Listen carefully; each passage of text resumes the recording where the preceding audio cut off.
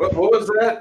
I'm having a hard time getting the squeeze bear. Oh, there's not even any left to put out the bottle. Not even left in his little nose. All right. Welcome, ladies and gentlemen, tonight on Table Breakers. We are taking a moment to venture off to our favorite place called the Strippers Guild. As you can hear in the background, one's trying to suck the honey out of a bear's hole. I'll let you figure out which one those are. And we'll later be talking about what's the topic tonight, Bruce? I thought we had a grab bag, and me and Jade had an exchange for about maybe 2 or 3 chat lines about, hey, let's talk about exploration or something. So tonight, I thought we were doing Encountered. I thought we were doing the one about Encountered. Okay, I'm out of here. No, I'm kidding. Encounter building, yes. Encounter building, okay. Well, either way, tonight should be fun. I hope you guys enjoy the show, and please put comments in the chat so we can comment to them and make Little Trouble in Big Trouble in Little Chinatown the next big summer blockbuster of 2023, because there hasn't been a good movie out in the last 10 years. Maverick. Yeah, Maverick. Maverick was really good. It's a Tom Cruise movie. It can't be good. That's an oxymoron. No. They don't let you eat the placenta from the popcorn. They don't put placenta as a topping on your popcorn. It's a good movie. Black Barnes, how you doing? Parrothead, how you doing? Baron Girock, hello, sir. And he says, yes, Top Gun was good. Yes, Top Gun Maverick was excellent. I think the last Tom Cruise movie I saw that I actually liked was Last Samurai, because the movie wasn't about him. That was okay. And Tropical Thunder or Tropical Fury or whatever the hell that name of that movie was. Tropic Thunder. Yeah. Howdy, Black Barnes. Tropic Thunder was amazing. And his role in that movie was amazing. Wasn't Jack Black in that movie? Yes.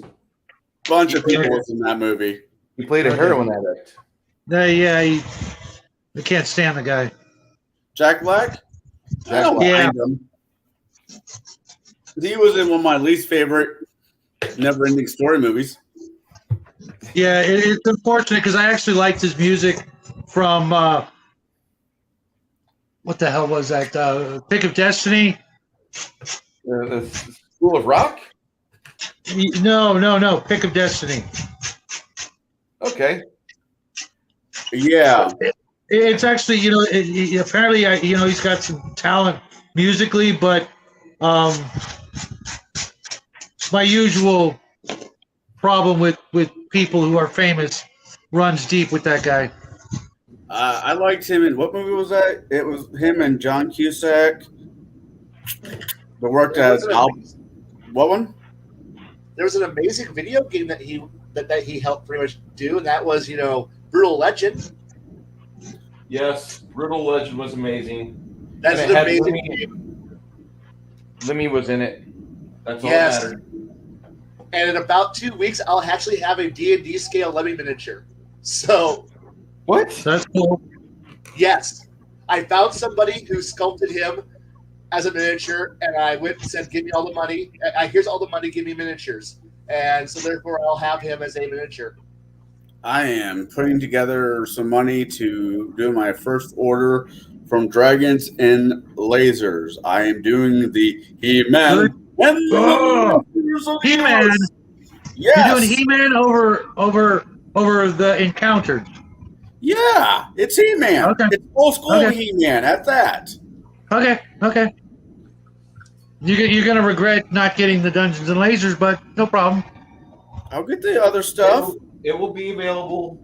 They might make it available at cost later, but Yeah, you're right. But I like getting it because right now it would be $50 for the Encounters miniature set, which is just, I don't know if you guys saw that, but the monster miniatures in it, top notch. Actually, but I gotta warn you, Connell. If you are going to get any of their I think He-Man's already all the work done for you. But with Dungeons and Lasers, you got to use these things. Yeah, I saw that. I saw that for the dragons. That was a lot of the turn off right there because I'm just not in the right headspace to do that, and I don't. Yeah, want you really need good clippers, good eyes, steady hand, and in some cases a hot knife. If you try clipping the pieces the wrong way, you can destroy them before they're off the sprue. And we found that using a hot knife, whether it's an actual electronic hot knife or just taking an X-Acto knife and a candle and heating it up and slowly sawing them through, because the tension that gets built when you try to clip them off the sprues on the really small pieces will break them, and then good luck gluing them back together. I can do it, but I'd rather save the heartache. Yeah, that was kind of the turnoff. Was I don't mind putting together models. I really don't. Good. As long as they're a scale where I can handle it. And that is a small. There's a reason other than I'm too poor to play 40K. There's a reason why I don't do 40K models either. Even rich people don't play 40K because it's too damn expensive. We like you're looking at 10. In some cases, $10 a miniature is ridiculous. Hold on. There's a difference between $10 worth of miniature for one singular miniature, where you have the individual hairs etched off the scalp, cascading onto the shoulders and the mid back, and you can trace them by the hundreds. And if you have a magnifying glass, you find more of them. And then you have GW, which will price something like this from Reaper Black, and they will price this for $10. Ew. Is it just is the camera? It just looks not muddy, but mudgy. I don't know if that's right. This is smudgy to you? I'm seeing it clear on my end. All right. No, it just looks like it's like would not be fun to paint, I guess is what I'm trying to say.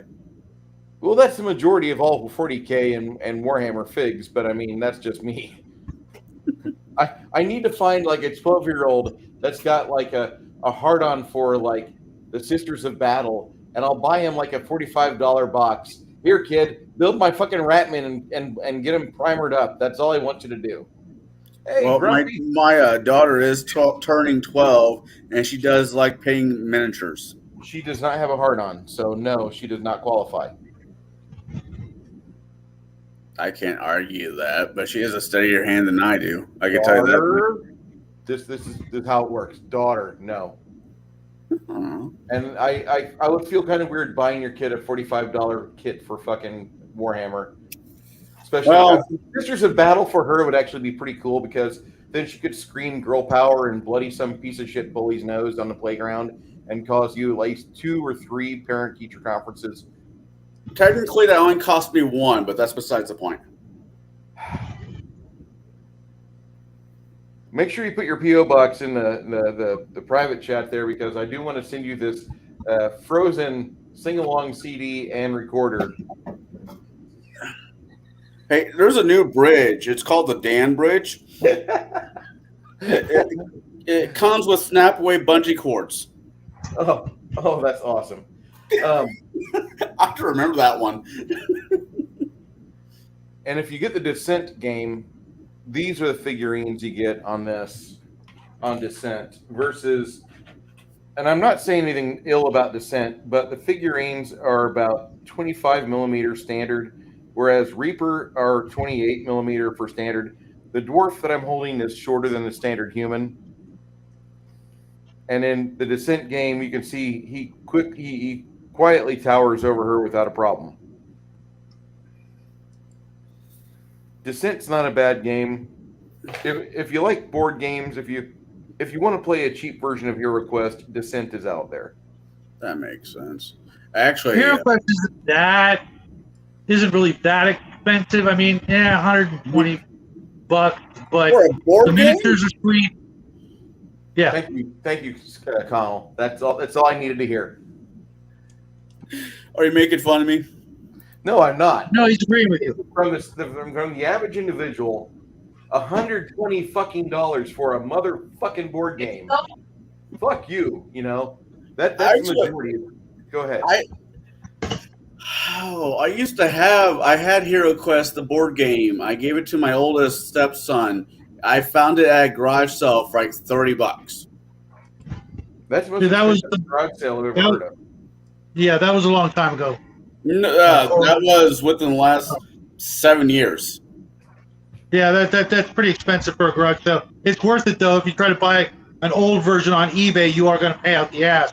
The new version, it's really got a lot of replayability to a point, and the miniatures are really, really nice.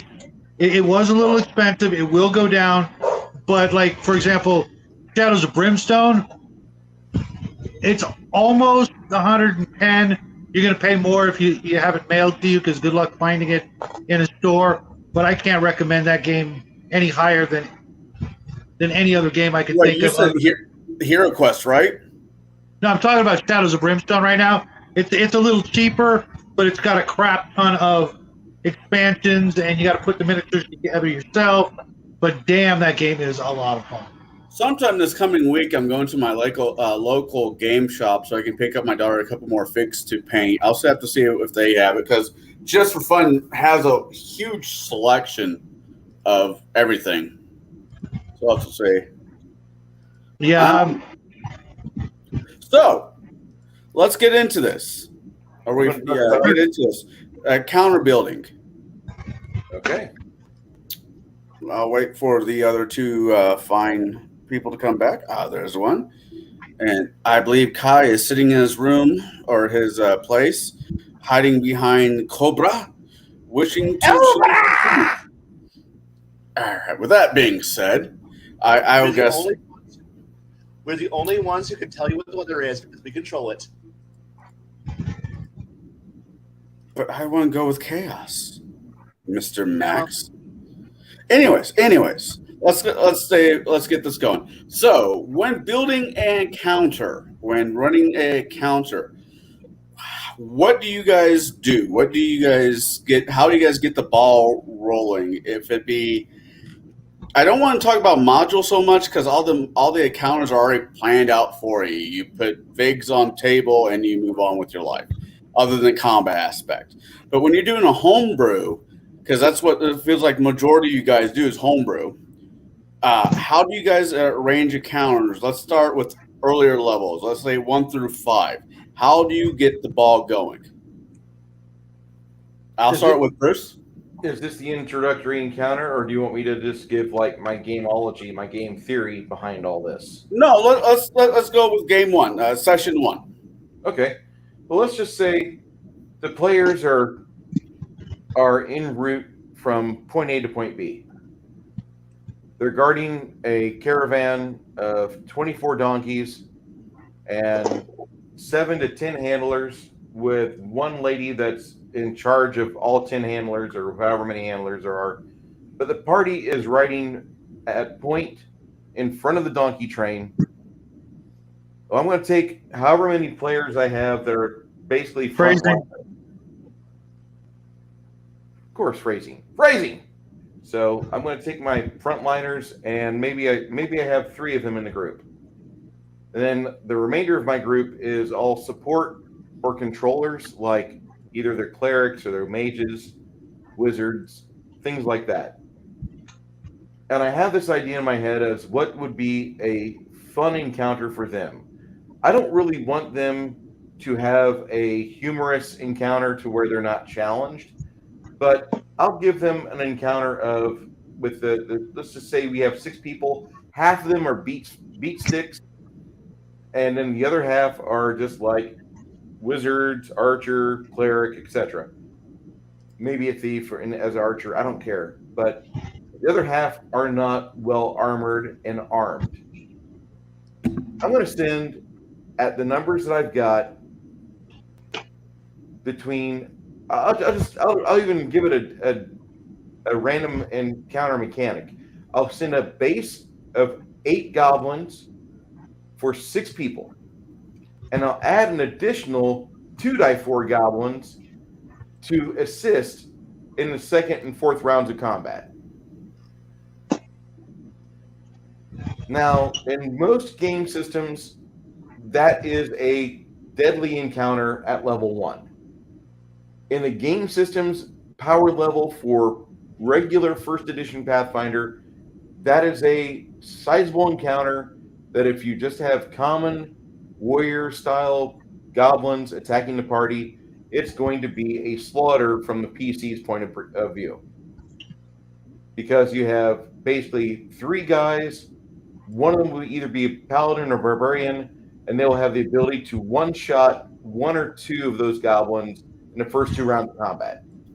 The third fighter or third beat stick should be able, between the 2 fighters or 2 other beat sticks, you should be able to knock out 1 goblin per round. The goblins attacking the party, if they're lucky, they'll be able to knock the party out maybe within 4 rounds. Maybe, if they're good on die. But I'm running these like goblins, so I'm role-playing these like goblins, and I'm having goblin-esque things happen to them. Like one of them will drop his bow when he's pulling his arrow out. Another will trip as he's trying to step up the side of a cliff to get a better jump onto the party. So things like that will happen because we were starting from level 1 with a basic encounter. By round 3, reinforcements have arrived to reinforce the already faltering goblin lines. If the dice roll like they usually do on average, the party's whittled off at least 3 to 5 of them. There's another D4 in round 3, and in round 6, another D4 shows up. At that point, the goblins are going to be tapped for what they've got. The players in a traditional second edition AD&D game, this is a deadly encounter. In a first edition Pathfinder game, again, this is a almost humorous encounter because the party shouldn't be that challenged on it. You're killing goblins. And so I'm thinking that these goblins are just there to show the players what exactly they're capable of. You have these items on your character sheet. This is an easy way for me to have you explain what you can do when shit hits the fan. It's not something to set the tone. The goblins do not know the name of the big bad. They don't even know what day it is. So I wouldn't involve myself with like asking questions. Just quickly cut them down or drop their morale so bad they flee and then continue on your day. That would be my encounter. I was actually doing a quick head count on how many goblins they throw at the party and Rise of the Rune Lord, and it's like 12 to 13 goblins right off the bat, right out the gate. So yeah, your numbers are about right the way you're doing it for Gabos. Just comparison out of curiosity. Sure. What about you, Kai? You have an influx of new players every so many years? Years. You lucky bastard. Right. The opening so go for it. An average encounter will end up being however I decide that I'm going to fit the theme of the game. Usually it's you travel into town and you're getting mugged. That's literally how it almost always happens. Either they're on a boat and they're getting attacked by flying leather cloaks, or they're being mugged by the town militia, or they get beaten up. It's always just simply my first encounter is literally going to be played by ear, and it's going to be simply I want to see. The first encounter is not for them to figure out how to play. Well, it is for them to figure out how to play, but it's me to figure out what kind of personalities I'm going to be dealing with the rest of the campaign. I may know a player by the back of my hand, but this character, that concept, or this player who has no idea what he's doing, they're gonna show me their first personality. At that point, I'm gonna see if I need to like scale my encounters better, because nobody like having that opening encounter be simply roll initiative and having everyone go, hey, what, what's going on? And I'm like going, yeah, you're being jumped by another gang. what do you mean? You all yell at a gang, or we're all meeting at a tavern and somebody throws a bottle because somebody else is causing a fight. Alcohol. You're caught. The boat's under attack. But wait, what? You're on a raft. A crocodile attacks. What? Huh? I'm here. All I want is to see how you're going to react to combat. And if I get a character who's like, I'm going to charge bravely into the blender, and I'm like, when it's a blender, please don't put your hand in it. Oh, you put your hand in it. That hurts. And that's how it usually works. That's fair enough. I worked in a factory for a while, and I can't remember seeing those signs. If you don't stick your pecker in there, don't stick your finger in there. I guess that regards to your game as well. Don't fist the robot girl. That's all it comes down to. So there you go. That being said, care to follow that, Jade? No.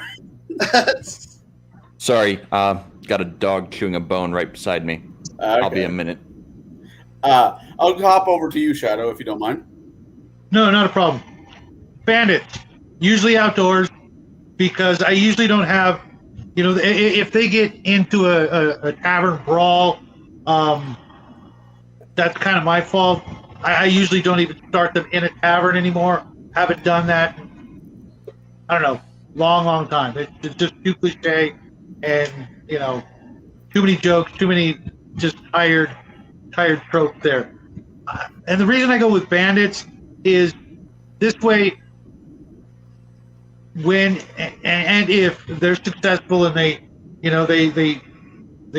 defeat the bandit, everything they find on the bandit, well, yes, it might have belonged to people from the town, but those people in the town have gone the other direction away from town. So if they hang on to any goods, they're not going to get in any kind of trouble for doing so. And everything they find, they can probably use. And at this point, treasure could simply be equipment that they couldn't afford in the beginning.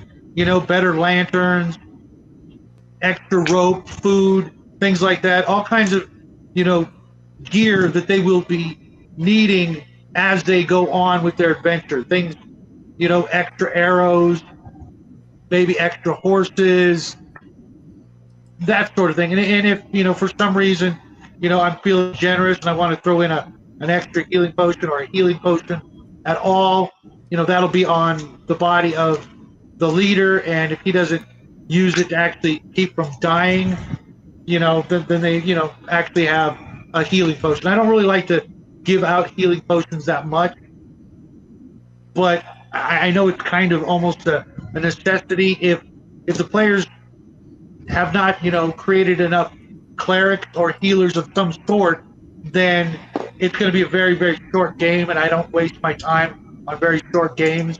I'm not going to give them the win every time to prevent that, but I think it's only fair that if they don't have enough to keep themselves alive with a bare minimum, then I'm going to have to, instead of throwing, cooler magic items, every once in a while they'll get a D8 heal potion or something like that. And that's a good place to drop it, because that just lets them live longer for, more torment later on down the road, as opposed to, okay, 3 players have to make up new characters. So, that's going to eat up a lot of game time at the table, and getting people to the table these days has been so hard over the last couple of years.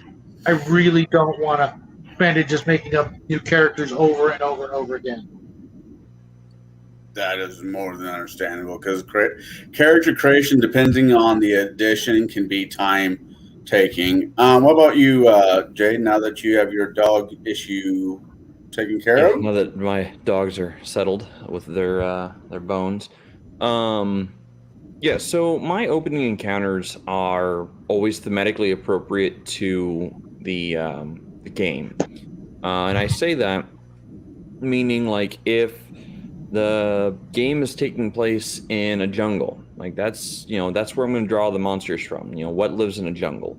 Now it'll be lower encounters. It's probably going to be clear out this grove of giant spiders, It might be, you know, lesser things at first, but it's always going to be thematically appropriate to the area.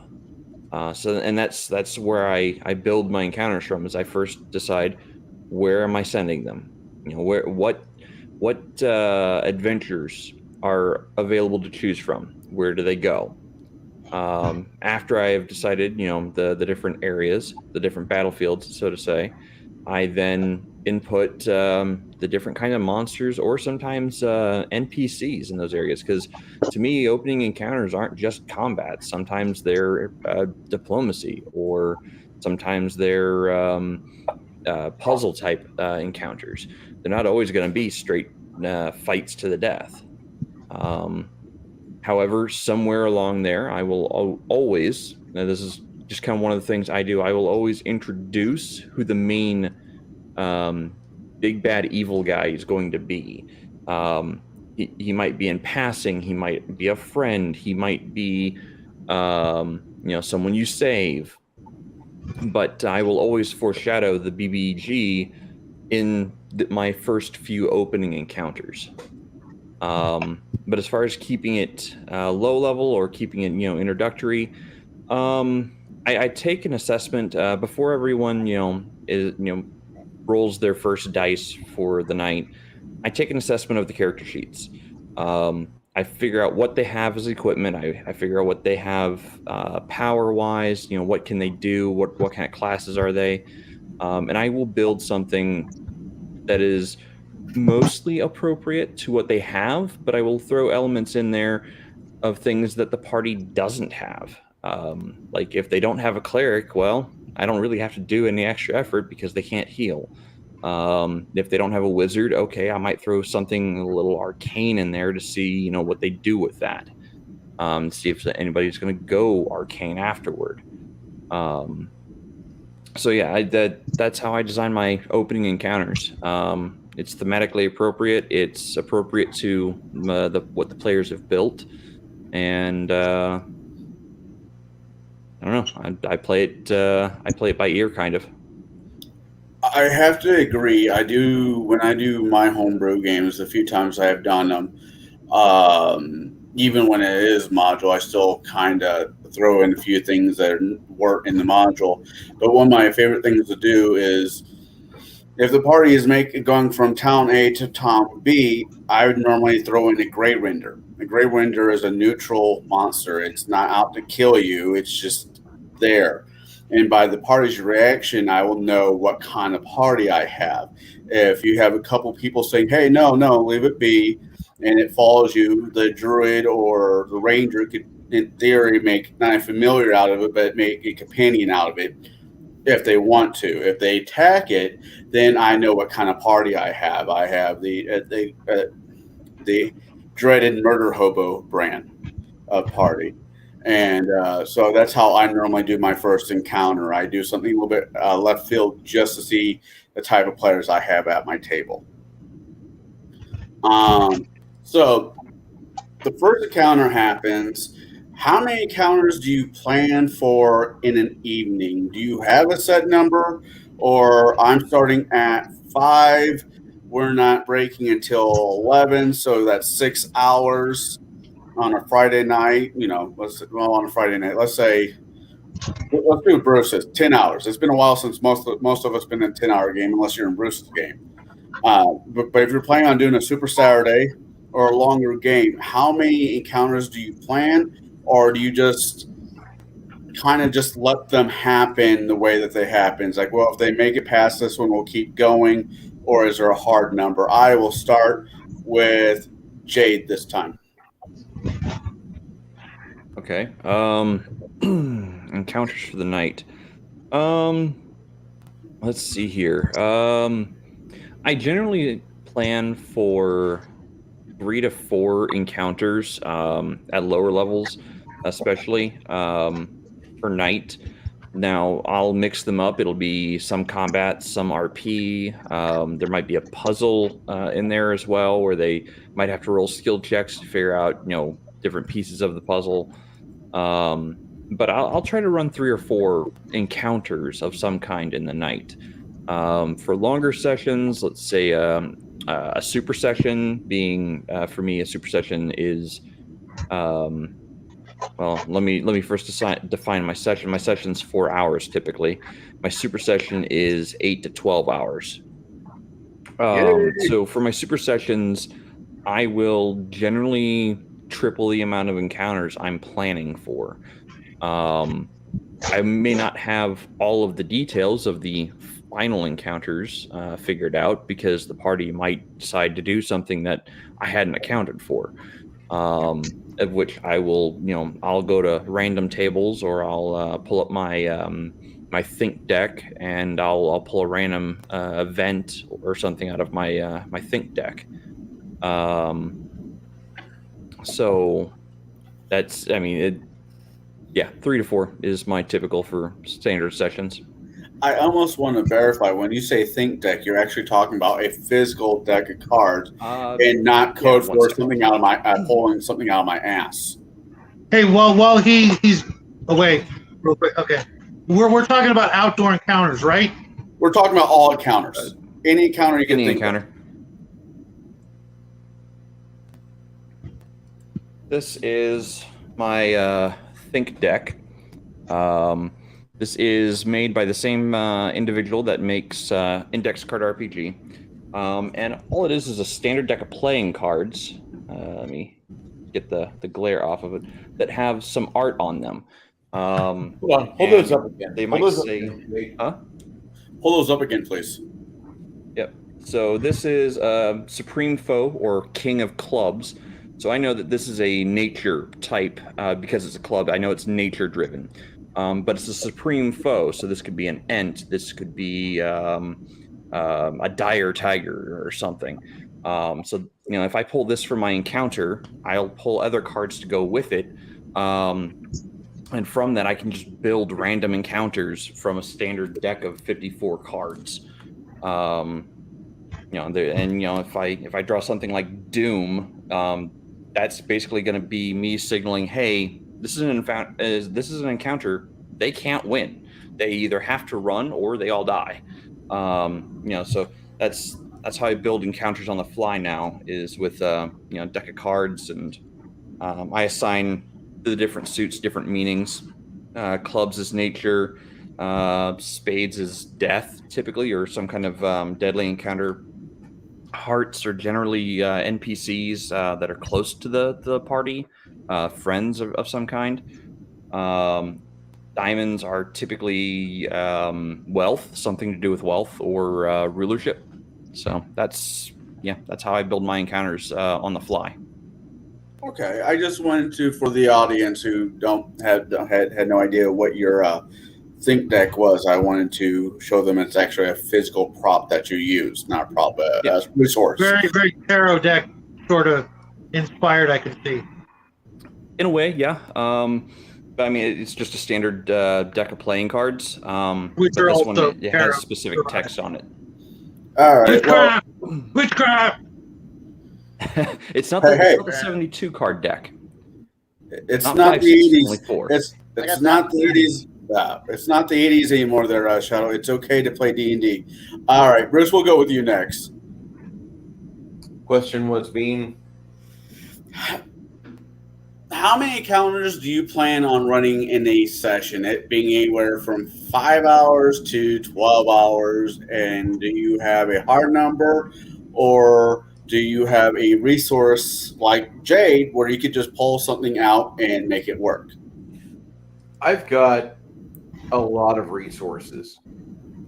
I'll just say that. Not including what I've got on the PC. I have that rack of books that you see behind the miniature table in the front room.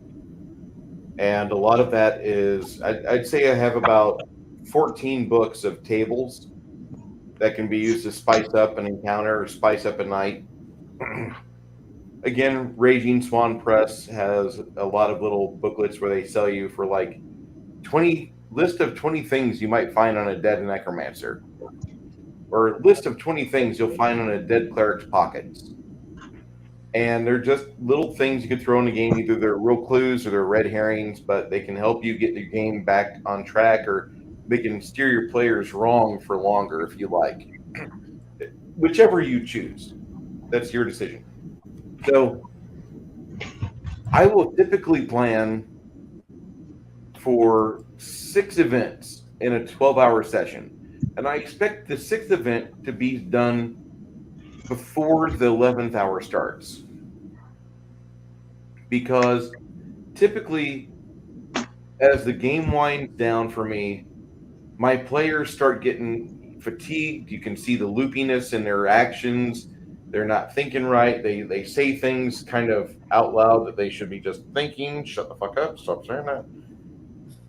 And that happens. So I plan for 6 events. Now, 6 events, one event should take about an hour for them to pass through or to rectify or to have a favorable or unfavorable outcome. And then they'll have another hour that I let them talk, blow off steam, interact with the world, set up next encounter. Next encounter comes, and it will be about an hour for that to pass. So if you ever like run the numbers on my campaigns, I actually do keep between 4 and 8 events per 12-hour session. Because I do appreciate that. A lot of people in the old days, in the old society games, they would have 4 events in 4 hours. And they would shove you, they would fist your party through. That you would feel the impact on your cholera as your party was being stuffed through this module, and you weren't given a chance to RP or weren't given a chance to like interact with the DM, talk to monsters. What's going on here? Blah blah blah. No, there was none of that. You get a combat, you get experience, and you get treasure. Fucking take it. We go to next combat. And I didn't really like that. I don't like the way that's set up. I don't like the way that kind of shoves the players along. And I don't like the way that mindset is for current society games. So I want the players to organically experience the game. Now, I might plan for 4 to 8 encounters per 12-hour session. The players might not get 4 of them. They might not get 3. They might get 2 events in that game. And events could be combat, could be a trap, could be a puzzle, could be an interaction with an NPC that holds a critical portion of the map for sale, and the players can't have it. They're not in the club. They got to pay to be in the club. And they might not get there. They might have made their own events for 10 hours or 12 hours, whatever I'm doing. But I typically will plan aside about 4 to 8 encounters. Typically 6 has been my limit here in the past probably 3 months. It feels like lately I've been on a better mindset on Saturday morning. And whenever I start going at 12:30, the players are receptive. They're willing to play. And they can feel something's different. They can feel like this is Bruce as I need him. And I feel like I'm able to deliver them a message, a game, and they can catch a theme. They feel like they get a whole package. And I'm not trying to make a game political. You're in the middle of an invasion. Have fun with it. Which means you're not going to have fun. There is no fun during watching your homeland get invaded. But you're going to have to endure it. So whatever you have to lie to yourself to get yourself to have a black joke later or enjoy your black sense of humor, that's all I want. Hello, Matt Barnature. All right. Shadow? Sorry. I was reading Crafty's comment. I'll jump on those in a minute. Yeah, no, Crafty's got a point. I have to say I appreciate Crafty in this chat. So, when planning out encounters in your campaign of whatever system you're running at the time, do you have a set number of encounters that you run? Do you wing it, or just? I wing everything, but that I know what you're getting at.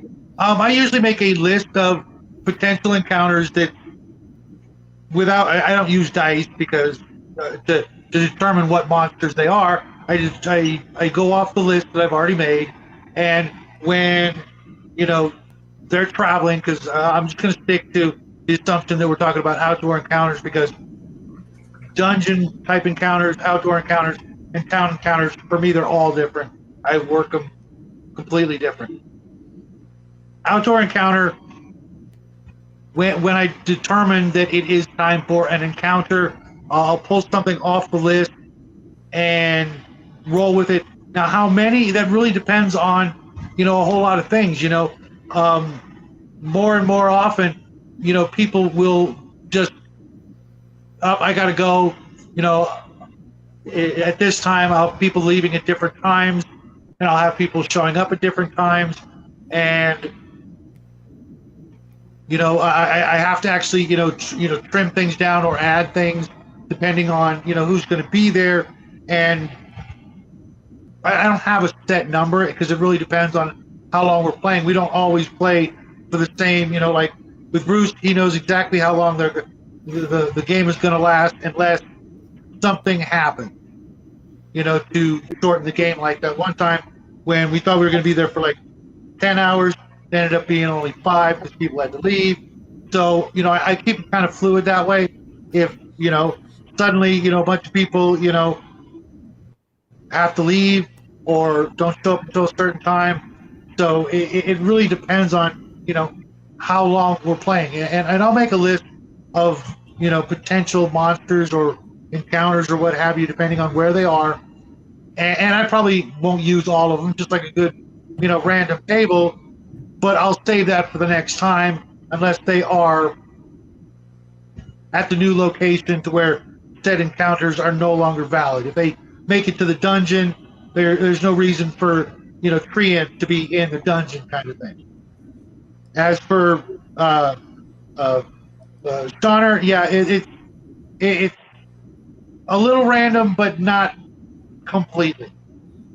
And as for Crafty, yeah, I don't have time for rolling up new characters through total party kills. I'll throw some healing potions in there. It's a fantasy game. It's kind of a given. Otherwise, it's just a matter of minutes to hours before the entire party's dead if there's not enough healing available for the party. And I don't know anybody who wants to go, okay, let's see how long I can live, and hopefully I'm dead before the evening's up. I don't know any players like that want to die in the game and want to, have a total party kill every time we play. I don't know people like that, so there better be a cleric. And if for some reason everybody refuses, then I only have 2 choices. I kill everybody in the first encounter. Okay, let's roll up new characters. You want to roll clerics now? Or I'll drop a healing potion here or there. I also, though, make sure that there's not just like clerics for healers, but there's, because I mostly play AD&D or some other game that has something equivalent to the bind wounds old ability or the healing. If you get to the wound quick enough, you can recover 1, 2, or 3 hit points, some sort of mechanic like that, as well as, maybe even herbs or things like that they can utilize that'll help get them hit points. Otherwise, it's a matter of literally you fight, you die, roll up new characters. First encounter, you're dead again, roll up new characters. In AD&D, you can have characters. I've seen parties where nobody at first level had more than 5 hit points.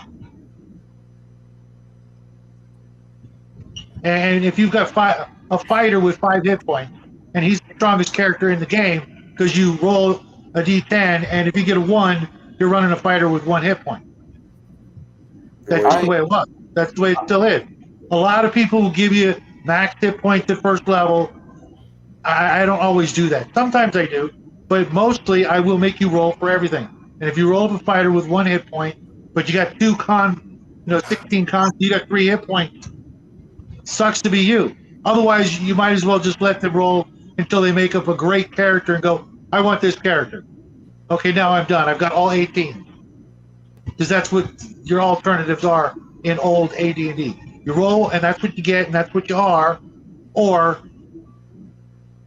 you just run characters that are super powerful in the rule setting. Crafty, I've already shown people what happens. It's called half PK. Oh God. No, All right. the thing is that you said something that kind of keyed me in on something. Shadow, for those that really enjoy second ed and before TSR echelon games, I think that's great.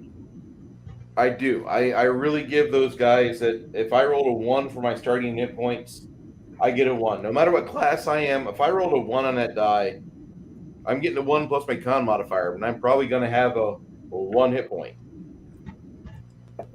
And these people don't act like any different. They don't perform any differently when it comes time to roll initiative. They're not first to flee. They're there trying to cover their buddy's butt, and they're trying to make a stand, which they shouldn't, because the first time you get a paper cut, you're going down.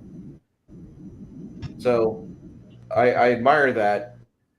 I like that, but I recognize that this type of game that I run does not let people play long with that character.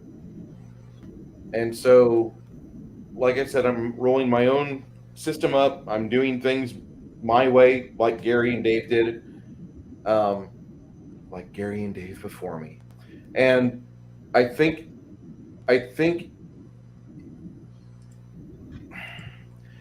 the style of game, like you want to kind of not bubble wrap your players. Absolutely. But you should at least let them know, hey, listen, you have less than 4 hit points and you're a melee class. This is really not a good idea for you to be in combat. Let's find a different campaign for you. Can you give me another character? The only problem with that is it's unfair to the people who rolled up, let's say, better characters. You know, like I've seen magic users literally have more hit points than the fighters. You know what I mean? How the fuck does that happen? A guy rolled a 4, had a 15 con. The other guy rolled a 4, had a 16 con. Fair enough. Wizards are normally squishy. Yeah. Normally. But you know, it in the old games, it was tougher. Okay, you didn't get any gimmies. You had a lot less hit points to start with, and you know for the most part you roll straight down. You roll your stat. Your first stat is your strength, etc., and then you decide what you're going to be when you've rolled all your stats. Okay, my highest stat is a 15, and it's in Dex. I guess I'm a thief. Highest stat to 15, it's intelligence. I guess I'm a wizard. That sort of thing. And then you roll your hit points, and that's why my mindset is always there better be a cleric, because if not, you guys all will get one encounter and die. And it doesn't matter what it is, giant rat, worms. In the first combat, you will all die. It could be goblins. It could be 2 goblins can take out a first level party. A That's just the way goblin, it is. an orc guarding a pie killed us. Yes. Literally because of bad die rolls, and you had low hit points, and I rolled 8 hit points on the orc. He starts with 8, and he survived, and the party was taken out by 1 orc. All right. Well, I like to. I can just see Connell just like flabbergasted by the No, mechanic. I get the concept that you're running with. I've yet to sit down at that table type of gaming, and I have sat at a table where the DM forced us to roll straight down. And I looked at everything, and I looked at my character. I'm like, okay, guess I'm a bard, and I just ran with it. But I want to get back to the question. And Kai, do you need me to restate it, or do you got it? Can I at least weigh in on the low hit point bullshit thing that we were talking about, but I was getting talked over? So, real fast. Yeah. Of course, we can jump back to that real quick. I'll get back to how many encounters are in a session, but whenever I see someone going, "Oh, blah blah blah," I feel sad about yourself, low hit point shit. I want to remind people. I always want to tell them, hey, have you ever played a character who had, because of dice rolls, a negative con score, so therefore you lost hit points, and you constantly rolled for the first 8 levels between 1 to 3 on your hit dice, and then having the entire party not realize, half the party being brain dead freaking trogs who don't pay attention to anybody else in the party, and then the people are like, oh wait, our cleric only has 5 hit points. We should bubble wrap our cleric at all times, and purposely try to ensure that the cleric survives because cleric was wimpy and because of bad dice rolls, and then having a barbarian go, oh man, I rolled a 6 on my. I'm now under the average of my hit dice. This sucks. And then here's me looking at him going, I just hit double digits, motherfucker. And everyone else at the table goes, and the table goes, wait, what? And I'm like, you guys are all fucking retarded, aren't you? You're not paying attention to your entire party, are you? No, I only care about myself. That's right, because you're all self-centered cocksuckers. That's what you are. But hey, fuck it. I managed to make it 8 months on 7 hit points, guys. Good for me. Fuck for you. And now you're whining because you're now you're behind the curve for hit points. Eat a dick. Now, as for number of encounters, I don't really consider all of my encounters to be combat encounters, so I'll make sure I kind of look at my sessions more like a procedural episode where you plot for the session, work through multiple things, and then the combat at the end. So there's multiple encounters that are encounters, but they're social or information gathering, and the party chooses to be retarded and decide to roll initiative, while during the information, the first half of the episode, you know what? Combat happens. Fuck it. They're the ones that pull the trigger. But it's all usually ending towards one good fight at the end because I only have 5 hours to work. And half the party wants to figure out, and combat is not fast. It's not. And unless you make especially if you like making interesting encounters where the villains do things and you encourage players to have fun and be creative. But hey, if you're just going to sit back and have mechanical, brainless combat time where all you do is move at optimal combat tactical maneuver speeds, and these are your strategies, and this is how we're going to kill the encounter, sure, combat's fast. The moment you let players have fun and actually, play characters, combat slows down because options and interesting things might happen. But yeah, I have a grand total of 1, maybe 2 combat sessions per actual gaming session, but I also have role-playing problems, problem solving, information gathering, actually do have fun being a character in your life before you go out and have a murder fest where half of you might die. I really don't care at that point because it's the climax of the session.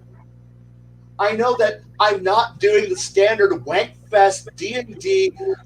Here's your 4 measly fucking fights that you had to burn off all your excess spells and actions per day, so that way you're burning off your daily resources, so that way when it comes time for the actual important fight, you get to have that, because that's the way the game mentality and programming has been built to do, and that's what everyone's been told to do, because everyone's brainless and are following drones. So yeah, I do have because otherwise I'm going to have a 10-minute work day. Here's your Sorry. Keep going. Yeah, where you have the 10-minute work day where the party goes out, blows their wad, and then retreats to a little fortress, digs in, and goes, wait, we need 8 hours so that way we're ready to go fucking kick ass again. Fuck it. If we're going to do that anyway, you might as well just engineer that. Sure, I could be a complete and total wanker and just go, oh man, I'm going to make sure that I attack you in the night with goblin ninjas. They're going to fly out of fly out on gliders and drop bombs on you so that way you can't get sleep. And then they fly off on their little goblin gliders back off into the darkness where you can't chase them. And with little burrowing worms, they'll come out there and screw with you because when you're being a total jackass GM, this is what you do to fucking. It's like suddenly the howling werewolf goes. Wah! And everyone's like, oh, shit. Now we're all ready to go out and fight. Now you didn't get your sleep for 8 hours. Now you can't do shit. Well, fuck. I guess we're going to have to. And now I'm going to force the encounter. Fuck that. If I had a small penis, I'd feel attacked right now. But keep going. It's like, but meanwhile, go look at any procedural show out there. You see how it's just going to build up to what? The one climactic event. Fuck it. They're all here to have some fun. They're all here to shoot off all their amazing abilities. And you know what? If I want to drag it out, they know it's going to be a drag out session. And they walk in and it's like, look, you're in the middle of the war. Here comes the amazing, intelligent bug horde. It's going to eat you. How are you going to defeat this? And I'll give them time to prepare. And then I'll never let them rest for like 2-3 sessions. But if they're just wandering, having a nice time being characters, don't fuck with them that much unless it's actually called for. Let them actually play a game rather than just simply go, combat, combat. You've walked into the tall grass. Combat has happened. Now, walk 2 more inches, 4 more slimes out here, and they're going to fight you. And now you just hit the attack button until they die. Now, walk 3 squirrels in a tree attack you. Are you happy now? And suddenly, now comes the big encounter. It's a squid, a land squid. Yes. It shoots fireballs. Yes. There you go. Okay. Your rant has made me realize that I'm onto something. I've discovered a game called Hackmaster 5e about 1.5 years, 2 years ago. And they have a 10-level game, but they have it split up in halves. So it's a 20-level game, but every odd level, you don't really get a whole lot. What you get is you get the ability to re-roll one of your hit die. And if you can't roll above half of that for the specified die, you'll get at least half of that. But first off, you get that. 2, the game is pretty damn complex for being a zero to hero game. And you've played a lot of Zero to Hero. I can hear it in your voice because you complain about it a bit. Yeah. But you have really good critiques. And I find your rants to have a layer or at least the gold etching around them. So I value what you say, Kai. But I really think that like there's a happy median here between like second ed, where you could possibly roll really shitty for your starting hit point or your level up or whatever it is, and then the max hit die, just add that on your character because you're buff and you're cool. I think there's a happy median between those locations. I don't like giving out max hit points per level when characters level up. I want them to have that element of chance. But I also want them, as they do incrementally level up, I want them to get healthier. If they play smart, they're able to actually evolve and make themselves more survivable as a character. So it starts off with like maybe 7 hit points, or with my game system, which gives you your base con, that's also your hit points. And you roll your first level hit die. It could be a 1, it could be a 10 if you're a fighter. I don't give a shit. And don't forget your modifier for being whatever it is. Hey, 32 Flavors, Nick Weiser. So I want the players to have a level of survivability but I never want them to feel like, hey, we just got a random encounter with 3 ogres. We're on easy street. Let's roll this encounter and get our XP. No, they don't have a clue as to what the game's going to be like.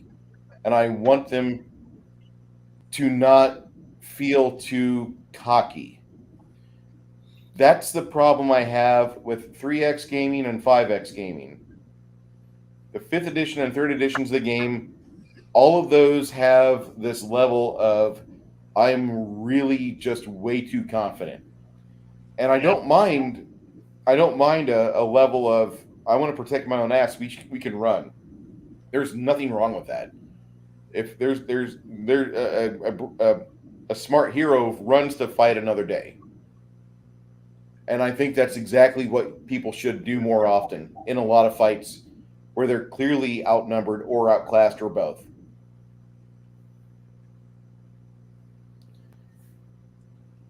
Well, Crafty said, take the Conan game I ran recently. We had a player die. Why? Because Leroy Jenkins did a combat without first assessing the situation or making plans. I'm not going to hold back in that situation. No DM should, ever. And I'd like to say hello to 32 Flavors, Nick Weiser, one of my favorite creators on YouTube. He just had a get-together on Tuesday night, the night that I crashed out early, but I watched it Wednesday. He had a panel discussing one of my favorite movies, probably my favorite movie of 2004, which is Team America, World Police. Yes. Great fucking movie. I love that film. Crafty says the player knew he made a bad choice, and when the player knew he made a bad choice, he didn't retreat. He continued and doubled down on the bad decision. He paid for it. He died. He went down in a blaze of glory. Oh, wow, James L. Shit. Thanks, Bon Jovi. All right, so I think more game systems are not going to follow what Hackmaster did, because Hackmaster kind of split things. And Hackmaster has got it to where you have a very low-level 0 to hero game. But over the course of time, you'll have that 10th level character, in theory, turn out to be fairly survivable if he played smart to 20th level or whatever the end goal is. And I think that's in my new design manifesto. We're going to not have a 20-level game. We're going to have a 40-level game. If for nothing else, then for the forgiveness for possibly low die rolls for player health considerations. I know that sounds very low tier, but I actually want to have that to where you could be in a campaign to where you might have players that they just have crappy rolls. And you might, for a regular game, they would just continue like a normal 20-level game. That would, the 40th levels, it doesn't matter. Dude, I already rolled max for hit die. I get nothing at this level. I've rolled max hit die on every level I've got. I get nothing at that break point. Mark says, haven't another number of RPGs that were originally supposed to be about exploring turns into games about combat? Whoops! Welcome to tabletop RPGs. Yeah. Anyway, that was my. I had to throw that onto Kai's rant because there are some games that do have like mid-level bonuses where you can have something happen to where you get healthier. It's not very often, but you have that opportunity to where you can have forgiveness for a low roll. I'm just trying to keep myself from. AD&D was not that. I was enjoying the fact that I had no hit points because it forced not just me, but the rest of my players to the rest of my group to actually think about how to go into things rather than just charge in like complete tards. Well, go ahead. Kind of leads into my next question. I'll let you guys finish what you guys want to say, but I wish to keep this going on some kind of a track for us. And not to be rude, I'm not trying to. Did everybody get around to that question there, Colin? Kai was the last person because I felt a rant coming. The Force was telling me Kai had a rant coming. I'm sorry. Kai had a rant coming. I wanted you guys to be able to see my reaction live to Kai's rant because It was fucking juicy. That was almost a good porterhouse, dude. Thank you. You're welcome. A good T-bone. Great T-bone. Fucking ribeye. Fuck the bone. Anyways. The meat's sweeter closer to the bone, buddy. I know, but I don't like sharing the. When I'm buying a $17 steak, I hate the fact that 5 of it's going into the bone. But that's just me personally. Do you have a dog? No. Do you have a friend with a dog? Yes, but I don't see him enough. Then you obviously need to go over to his house more and give your friend's dog the T-bones. Yeah. Help me excuse to get over there, but that's besides the point. Does anybody T-bones else? are too thin. Yeah, those huskies can tear apart probably a freaking knee bone pretty quickly too. Yeah. Okay. So if everybody's done with this aspect of the question, I'd like to move on, not to be pushy, not trying to railroad the conversation using gaming terms. All right. Second question, the question I have kind of been bumping in my head is most of us have been, a lot of us are DMs. We spend most of our times as DMs, but the few times that we've been players, has there been an encounter that your DM has thrown at you that sticks out?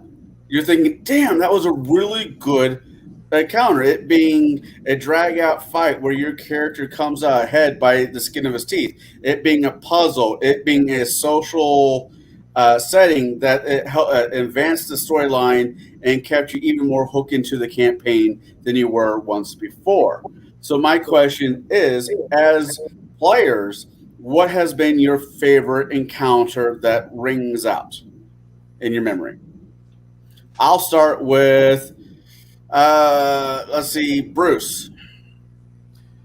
As a player, what was my favorite encounter I ever got a chance to play through, not run? Yeah.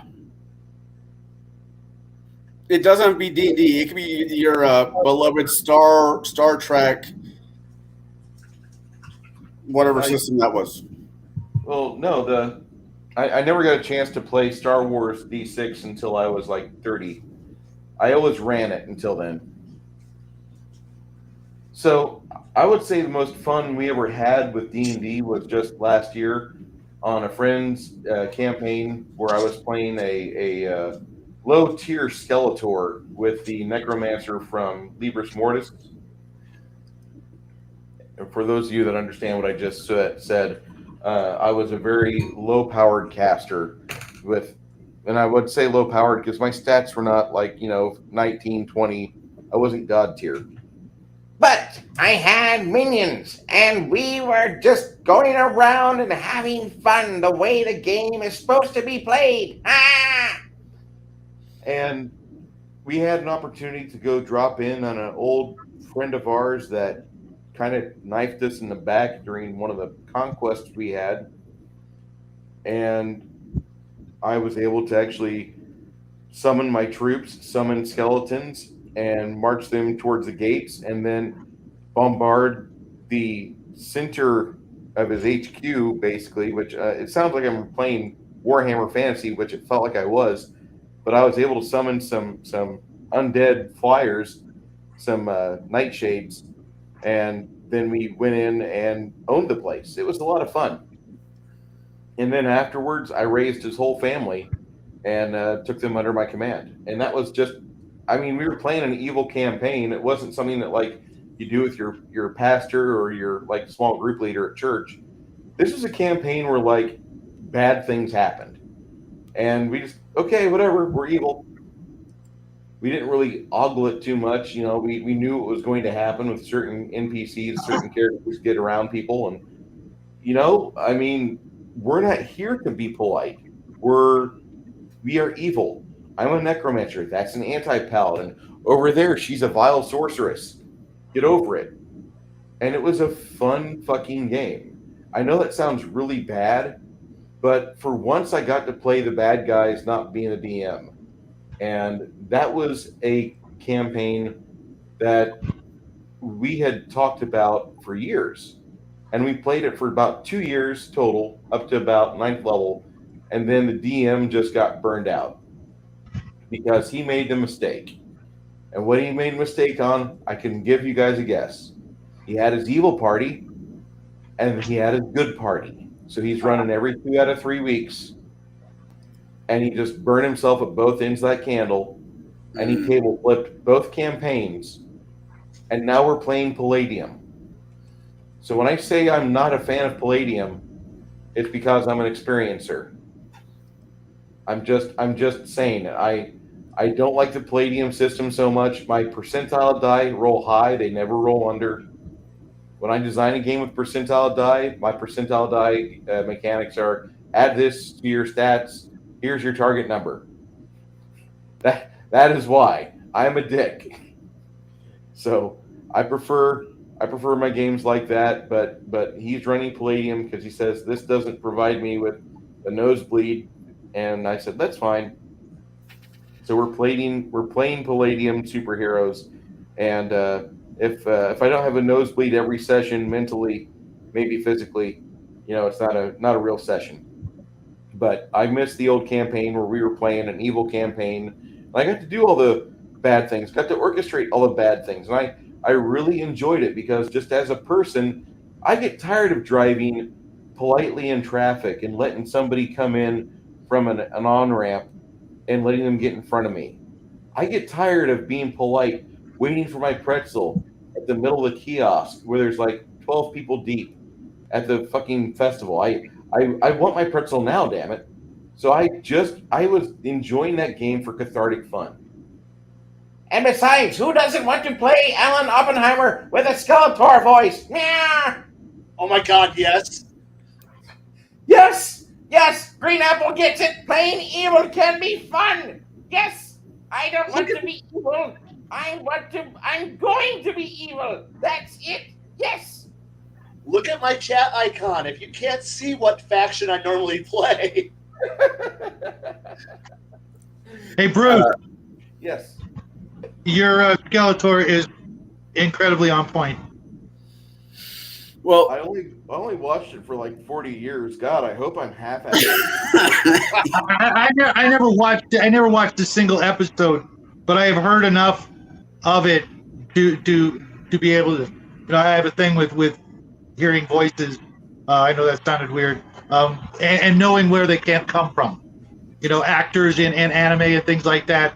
If I'm in another room, I can tell who's talking. I used to have a job where I had to listen to people on the phone and identify who they were, having never met them, kind of thing, if that makes any sense. So being able to do that. I don't want to go into that. I don't want to go into that career tree you had there. No,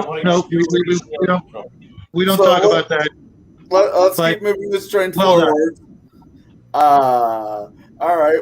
What about you, Jade? Has there been any campaign moments that stick out in I your head? have lived 1,000 lives. I have played so many characters that I could be here for hours regaling you with moments in time that just felt like they should have stood still. The ones that come to my mind the most prevalent are the ones that, my namesake here. I got into an encounter.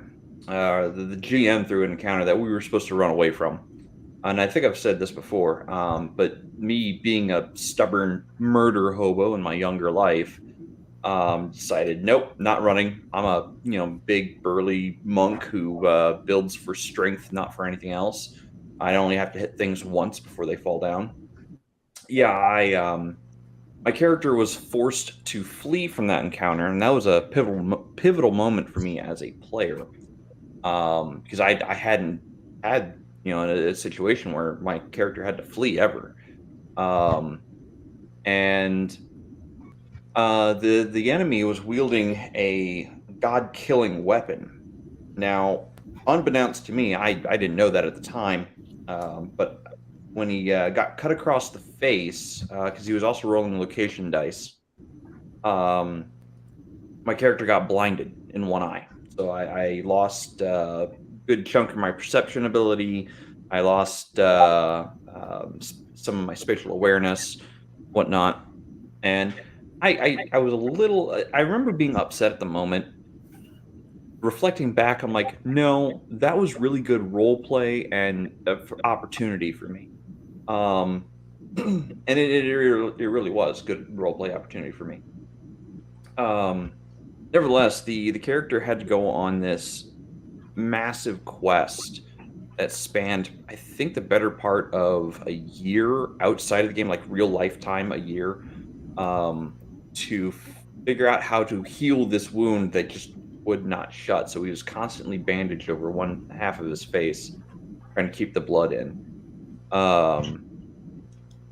And man, the encounters that character got into while blinded were just so difficult, because he would purposely have the enemies coming in from my blind side to hit me, and I had lower defense for anything that was, using spatial cones. Anything on my left cone, I was at a minus, I think it was like 3 penalty to everything, including AC, because I just couldn't see it coming. So it made a lot of encounters really, really difficult. The worst one was probably the dragon that we ended up taking on. I do remember the character nearly dying in that moment, but I can't remember exactly what happened. I do remember we killed the dragon, and my character actually fell into rage and lost the ability to take monk levels ever again. So he went barbarian next. And I remember at that moment was the moment that I'm like, all right, I see the assignment. I now understand the assignment. I'm going to start playing a character rather than playing a murder machine. Yeah, that was the most pivotal moment, or most poignant moment in my player career. All right. What about you, Shadow? I know you're like me, where you've been a in-house DM, and you're at the moment for a long time a forever DM. But you gotta have at least a few stories. Let's say story of your favorite encounter as a player that made you just smile when you really think about it. Well, this may be a little long-winded, but I have a couple. The first one is real recent. That was Crafty's game, where I lopped off the head of the summoned evil minion Panther Jaguar in his Conan game, and that's going to go up there in the top games I've ever played. Then there was the game that I've probably talked about this before, where as a third level fighter, half elf fighter assassin, I can already hear the you can't be an elf and be an assassin. You know what? That's for another time. Where we'd killed some wyverns, and I was a player with a pretty fresh dungeon master. I made some poison arrows using the wyvern's venom, and next encounter was an ancient red dragon. I said, screw it, pulled out my bow, launched an arrow at the dragon. I know I shouldn't have, but I figured, what the hell? I rolled a nat 20. DM rolls a 1 in front of everybody at the table, and he damn near rage quit the profession of dungeon mastering, and unfortunately it ruined the beginning of what could have been a pretty good game. But shit happens, and I walked away with some dragon teeth and bones, and I called it a success, just because nobody thought any of this was going to go down the way it did. Everybody else was like, we got to run. I'm like, there's nowhere to run. We're in plains, okay? There's nowhere to hide. I don't know why the DM is throwing a red dragon at us, like we're going to just hide in the grass, and the dragon's not going to just have us for lunch one at a time. And I got lucky, and it will always stick in my head, to remind myself that when I'm playing with other dungeon masters, they may not have done this as much as I have, so I need to kind of pull back the old in life experiences especially now because I've done enough stuff to where I can always pull something out of my ass that will throw the DM for a loop. But when it comes to encounters, I was thinking about this all day. I try to make every encounter really, really memorable. If we think back to The Hobbit, which is for a lot of players the quintessential Dungeons and Dragons book about a first level party going on an adventure. If you think about that story, every single encounter was, I'm not going to say epic, but incredibly memorable. From the trolls to the spiders, everything. For most people who went through that book for the first time, it was every single encounter was so well done that they couldn't help but be memorable. That's why I don't really like using the same monster more than once in a campaign, even orcs and goblins and things like that. I want to make it so that when you say goblins, people aren't like, which encounter? Because we ran into them like 17 times. It's like, no, the goblin encounter, the orc encounter, on to the next monster and the next monster, or the next encounter, whether it be, townsfolk, bandit, random traveling salesmen or caravans or things like that. I try to, everything's going to be a one time and done, and put everything I can into each encounter. That way it can't help but be memorable, because there was only one time that ever happened. There was only one encounter with this creature, that creature, those kind of NPCs or what have you. My players tend to not really do a lot of, hanging around in town much. They just they get their mission or they get their supplies and kind of just move on until later levels, when they need to start making connections and trying to build their thieves guild, or start hiring people to build their castle or their wizard tower, things like that. They just tend to really not really care much about it. It only leads to trouble with the town's guard, and everybody knows that in a good campaign, most of the town's guard are invulnerable. You screw with the town. If you do kill them, there's just going to be more and more and more and more. Why did Jay just explode onto the screen? Nice background, dude. That's pretty sweet looking. Thank you. I felt a reset was in order. Someone was saying my color and whatnot's very grainy, and I'm into fixing that. I'm not seeing it. But then again, I'm on a tablet. Yeah, and you're lucky I can see you at all. StreamYard shows it perfectly in good color.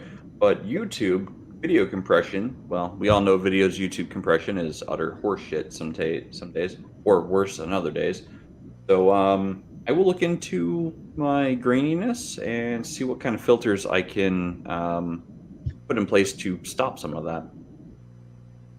Because I stream through OBS to StreamYard, so might be a setting I can play around with.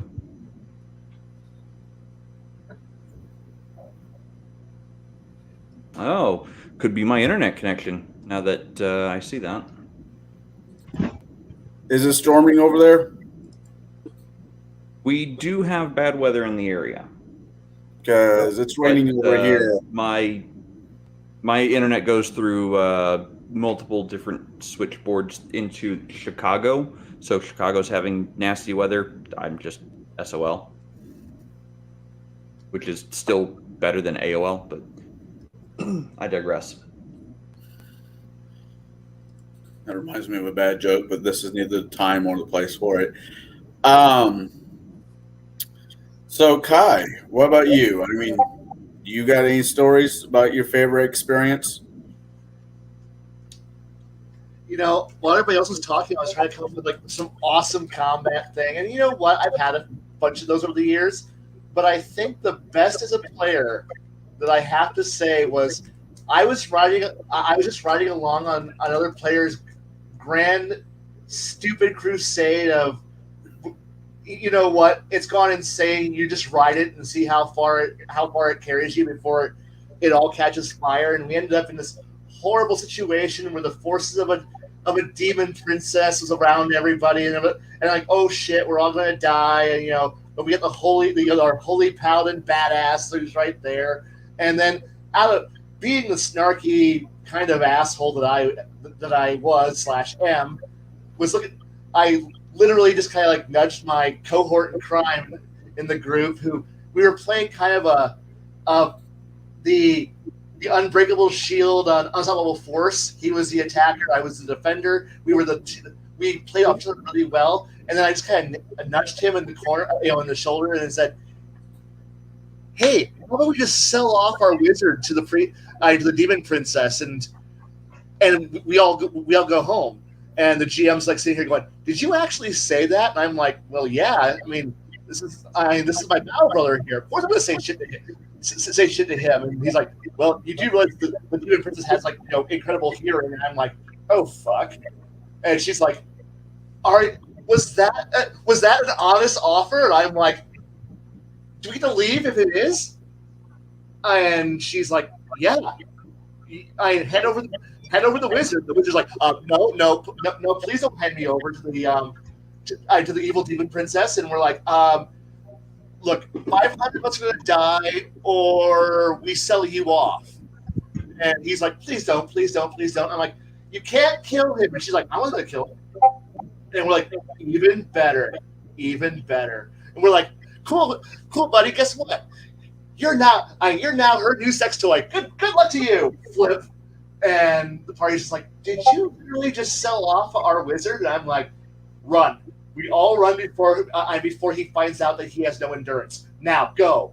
And the GM's like, I can't believe you just sold off our wizard. I'm like, yeah, I did. I don't want to die. No one here wants to die. And he's not going to die either. He's just going to enjoy things. And he's like, the poor wizard player, I hate you. And we're like, but we're not dead. We'll come back for you. Don't worry. He's like, and eventually he did come back and, made our lives miserable for it. But it was the fact that we dodged a major fight that could have been a catastrophic fight that would have wiped all of us out because somebody else was being stupid and we were just tagging along because party cohesion and loyalty, and it was just solved by simply saying, "What, you want the sex toy? Good luck. Here you go. Have him." And then run like hell. And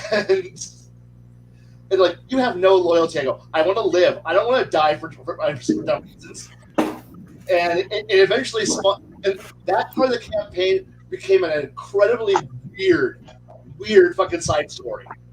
And the GM's just like, I hate the fact that you literally would sell off other people. And I'm like, by this point in the campaign, so-and-so's already betrayed me. So-and-so's already betrayed me. So it's already sold me off to my own family. So, yeah, turnabout's fair play, man.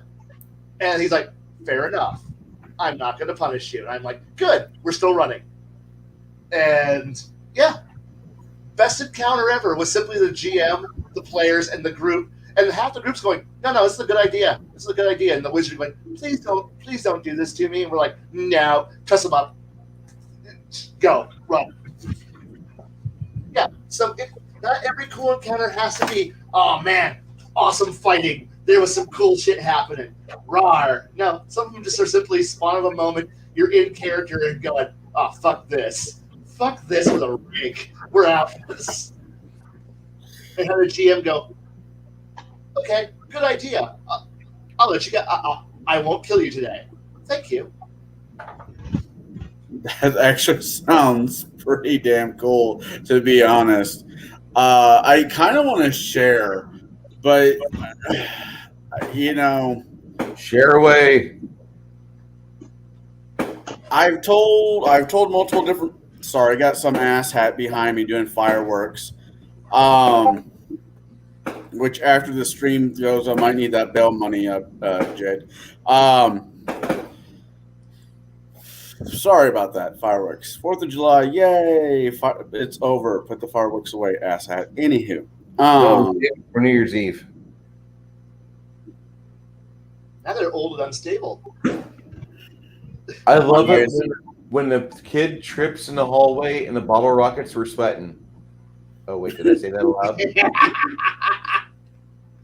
Anyways, I kind of have to two, and I'm just going to go with one.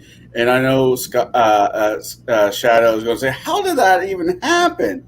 But it was my first campaign I was ever in with a DM that's not really worth talking about.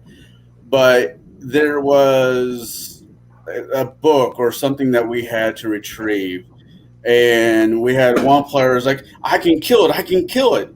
And, because that player and character were both idiots, they had that in common. And I'm like, I'm playing a rogue, so I thought bluff check was the way to go. And I pulled out a wand that does summon nature's ally. And I told the dragon, I bluffed the dragon saying, "This wand will send you to a horde that is greater than yours." The DM's like, "Haha, whatever, roll that beautiful nat 20. And I rolled it right in front of everybody. Then he's like, "All right, now I have to see if I believe you." And he rolled a nat 1. Dragon takes off. We get its horde. We get what we got. We're coming for him, and we left. There was no combat. There was minor RP. And that right there for my first campaign, the idea that you could talk yourself out of problems or into problems, it was a good lesson for a new player. Yes, I know, Shadow. With the dragon, that would never happen. But you have to understand, these are not the caveman days. The game had changed a little bit from your era to 3.5. The rules are irrelevant. The fact that the dragon would leave his horde for any reason when he could just kill you and take the wand just blows me away. I never said the DM was smart. He would literally have to be helmeted. Well, he did have a brain tumor, but we didn't know that until after a few years later. But that's besides the point. And the other one, and I'm going to put somebody below me in the spotlight here for a second, was we're in a brothel, and my character was engaged to somebody else, and I'm not doing what the stereotypical version of me would be doing. I'm trying to behave, but the powers to be plus a bad roll made me do something dumb.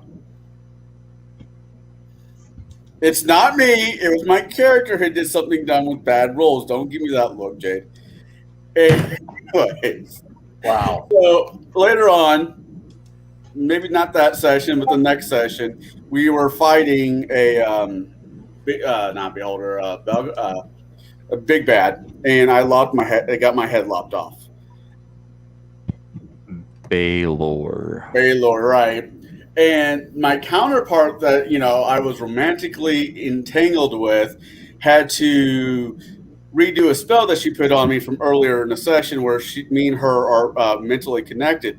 Well, she did it with the other characters to make sure they're all connected, and she came up and bitch slapped the ever living hell on my character. It's like, really?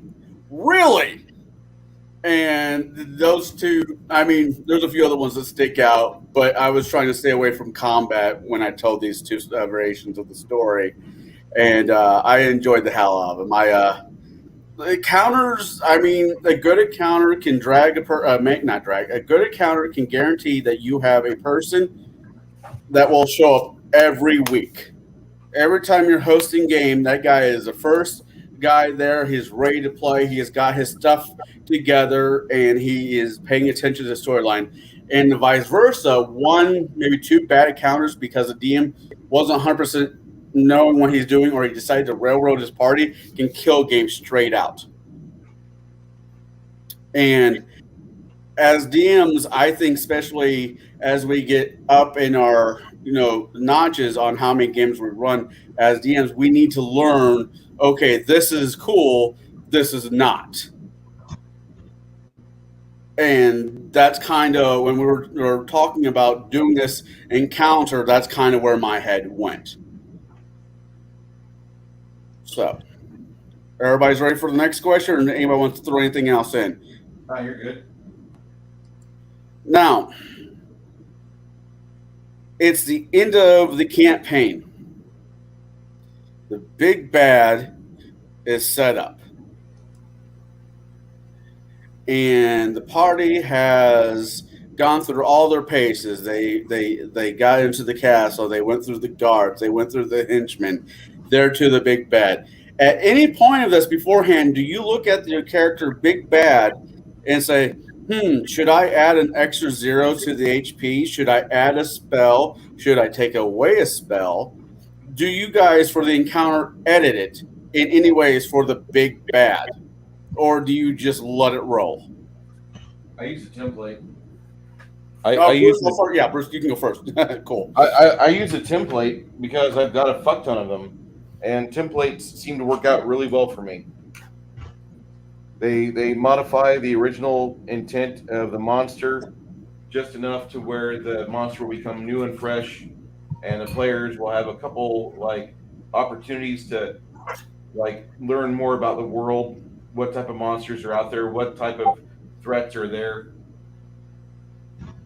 And I think that's really important. I don't think you should have just a boss goblin or a boss ogre face the party down unless they're just first level. This is starter RPG for babies, okay, well, you guys did really good on those kobolds and goblins, but now, oh no, here comes an orc, I don't think games should be ran like that. I mean, I know there are games ran like that, but I do like the beefy, chunky, rules-laden mess that Pathfinder is, and I like templates. You fix them to a monster or NPC and go to town. Well, that makes sense. I mean, templates are definitely the way to go for most ones. I'm kind of learning how to use templates myself for the Monday night campaign I'm running because of different issues I'm having. But yeah, that's a good idea. I don't mean to interrupt, and I'm sorry. Sorry. Do you have a lot of piezo modules? No, I technically have access.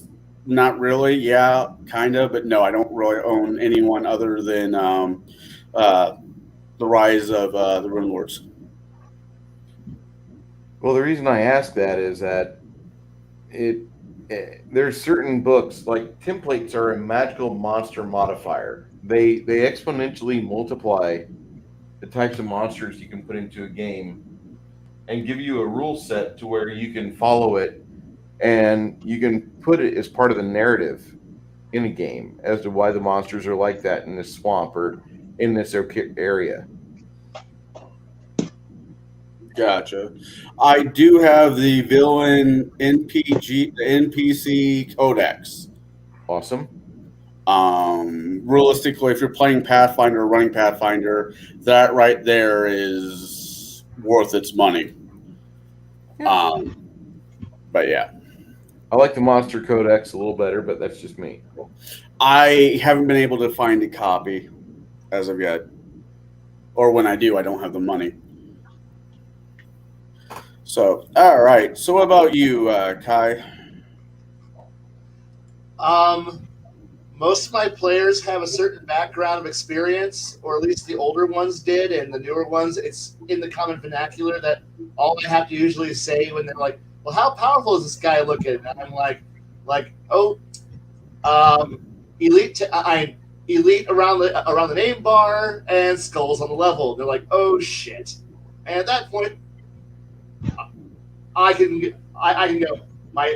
the stats I've written down, I have three versions of it. I can go, if they're having their ass if their butt's getting kicked, I'll use chart A.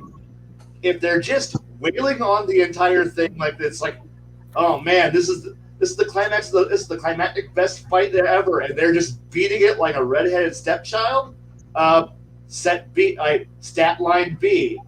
And if they're actually wanting to doing cool things and really having fun, I'll use stat line C. And C is much more entertaining, dynamic, and more rewarding. B is, fuck it, you're all a bunch of murder hobos.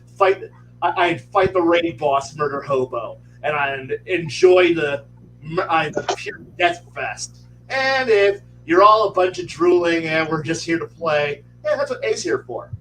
And they're all going to give whichever group I'm up against an interesting encounter. They're all going to get the same encounter. It's going to be the same level of lethality. It's just that one's geared for, oh, hey, you're role players. You get to have the fun encounter. Yeah, fuck you, Trogs. Here's your goddamn fucking brutal war fest. And congratulations, you woke up today. Yay! You know what? They made it this far. I have to ask, do you actually like your players? I very much like my players. All right. But over the years, I've encountered the. Okay, we've been playing for 3 years. Have you read the rule book? No. God damn it! I've encountered the players where, dear God. Okay, so I have combed the rule book and I have found the ultimate combination that allows me to take my 3 actions around, and I now get like 75 actions, and I can burst damage up to 400 damage, and I can obliterate anything, and you can't touch me, and I'll melt the room. And I've helped everyone else build their characters, and we are now murder machines. We are going to walk in there like fucking Space Marines and kill everything in the entire area. You might as well just turn on the Terminator soundtrack. Bum, bum, bum, bum. You know, that kind of shit's going on. And then I go, could you just stop being you? No. And I have to make sure everyone else is as nasty as I am. So what do you do? I am the archer, but I also sit back at 4.5 kilometers back with my dedicated companion spotter, who's telling me wind conditions and what you're doing, so that way I can hit you with an artillery piece. Wait, what? I'm the archer. This is what I do. What do you do, wizard? I ride a broom, and because of my abilities, I can obliterate this entire area. And if you try to use anti-magic, I have ways around that too. Oh dear God, you're all monsters. Why are you doing this to me? Because we like combat, and that's what we're going to do to you. And then I had people who were like, oh, hey, look, you're joyful, wonderful storyteller players. I like you. We're going to have a good game. And it's going to be a fun encounter. It's going to have really fun things occurring in it. And that's why I'm going to reward you for being more interesting than the guys who are all about mechanical efficiency. And I look at those people at their side of the table like, what? We're just combat wombats. You ready to go? You ready to go, Druid? Yeah, one moment. Krynos form. And they're just running around there, like in true, I'm an 18-foot tall with like long swords for daggers, and that's what I. Oh my fucking Christ! Could any of you be normal? Like the meme. Could you just be normal and then screeching in the background? So yeah, I like my players, but I also realize that the personalities run the gamut from I'm drooling illiterate to I'm fucking amazing. That's fair. I mean, this game does bring all kinds to it. And I'm sorry, I don't have the ability to have put a form out in front of me. Could you please do the test? And could you draw a line from A to B and not eat the pen? That'd be cool. And sorry, I don't have the ability to run that kind. I don't have the ability to just go through there and go, please give me your resume so I can tell you if you're good or not. No, I had to. I sit there and go, you're at my table. Congratulations. Please don't be B. Please don't be B. Okay, you're B. Awesome. Yay. That's normal. Kai, What? why not?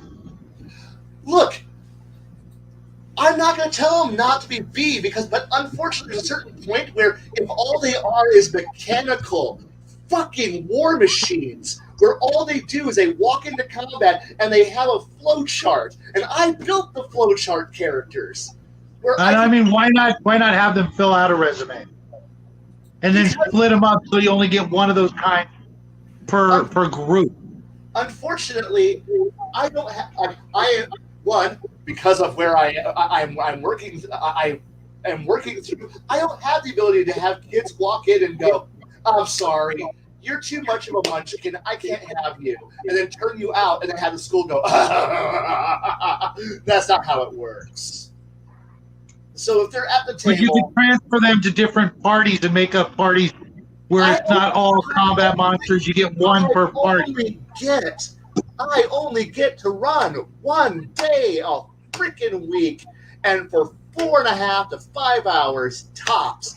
I don't get to have 3 different groups. I can't sort out the drooling, barely literates from the combat wombats, people who study their rule book to the point where they memorize how it, and then they've gone online and found the right class combos that give them infinite damage potentials, and then be able to go, oh, and you people who are actually entertaining, you're the creme de la creme. You're allowing me to actually have a fun game.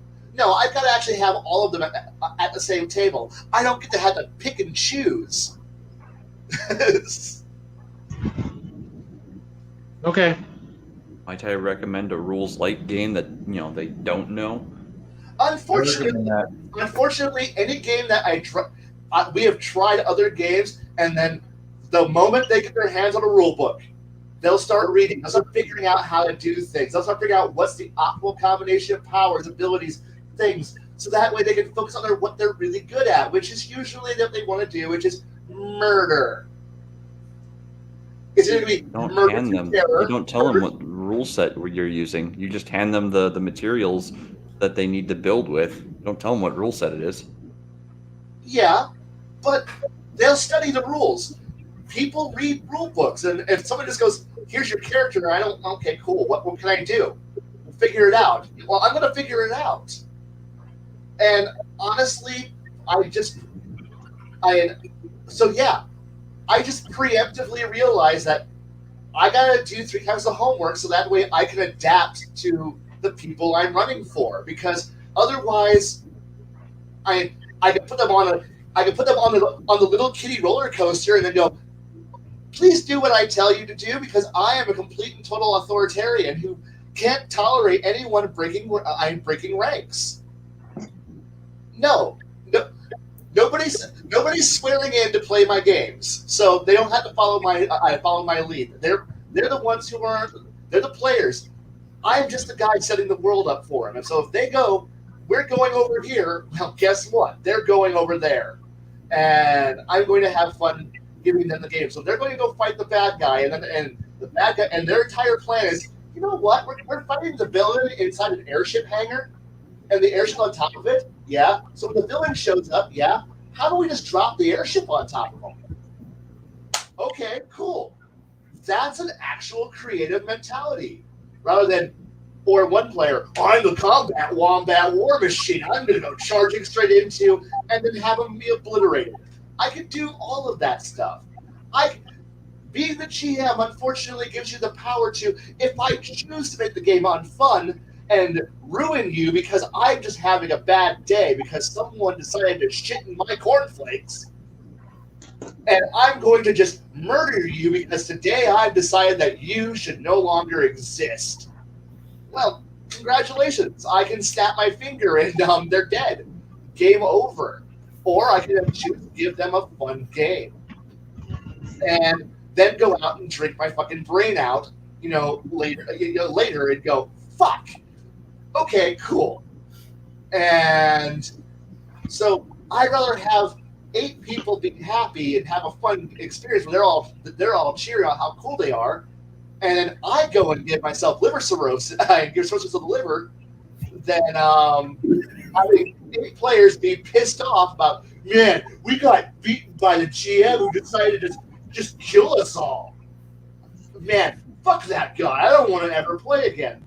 They're all happy. They're enjoying the game, and I'm going to an AA meeting. So whichever one's better. I completely understand where he's coming from. I really do. All right. So, what about you? Damn, what was even the question? All right. So when it comes to the big bad, and it's the end of the campaign, the end of the game, do you edit anything out? Do you change anything out? Just redoing the question really quick since Kai had his rant and just goes back on base. When it comes to your game, Jade, I know you have a little bit, at least with the last module you ran, because that went completely unbalanced as fuck. And no one can blame the DM on There's that. not enough alcohol in the world for that campaign. No, There's just not enough alcohol in the world for that campaign. But outside of that campaign, have you modded the big bad for any other ones? Well, okay.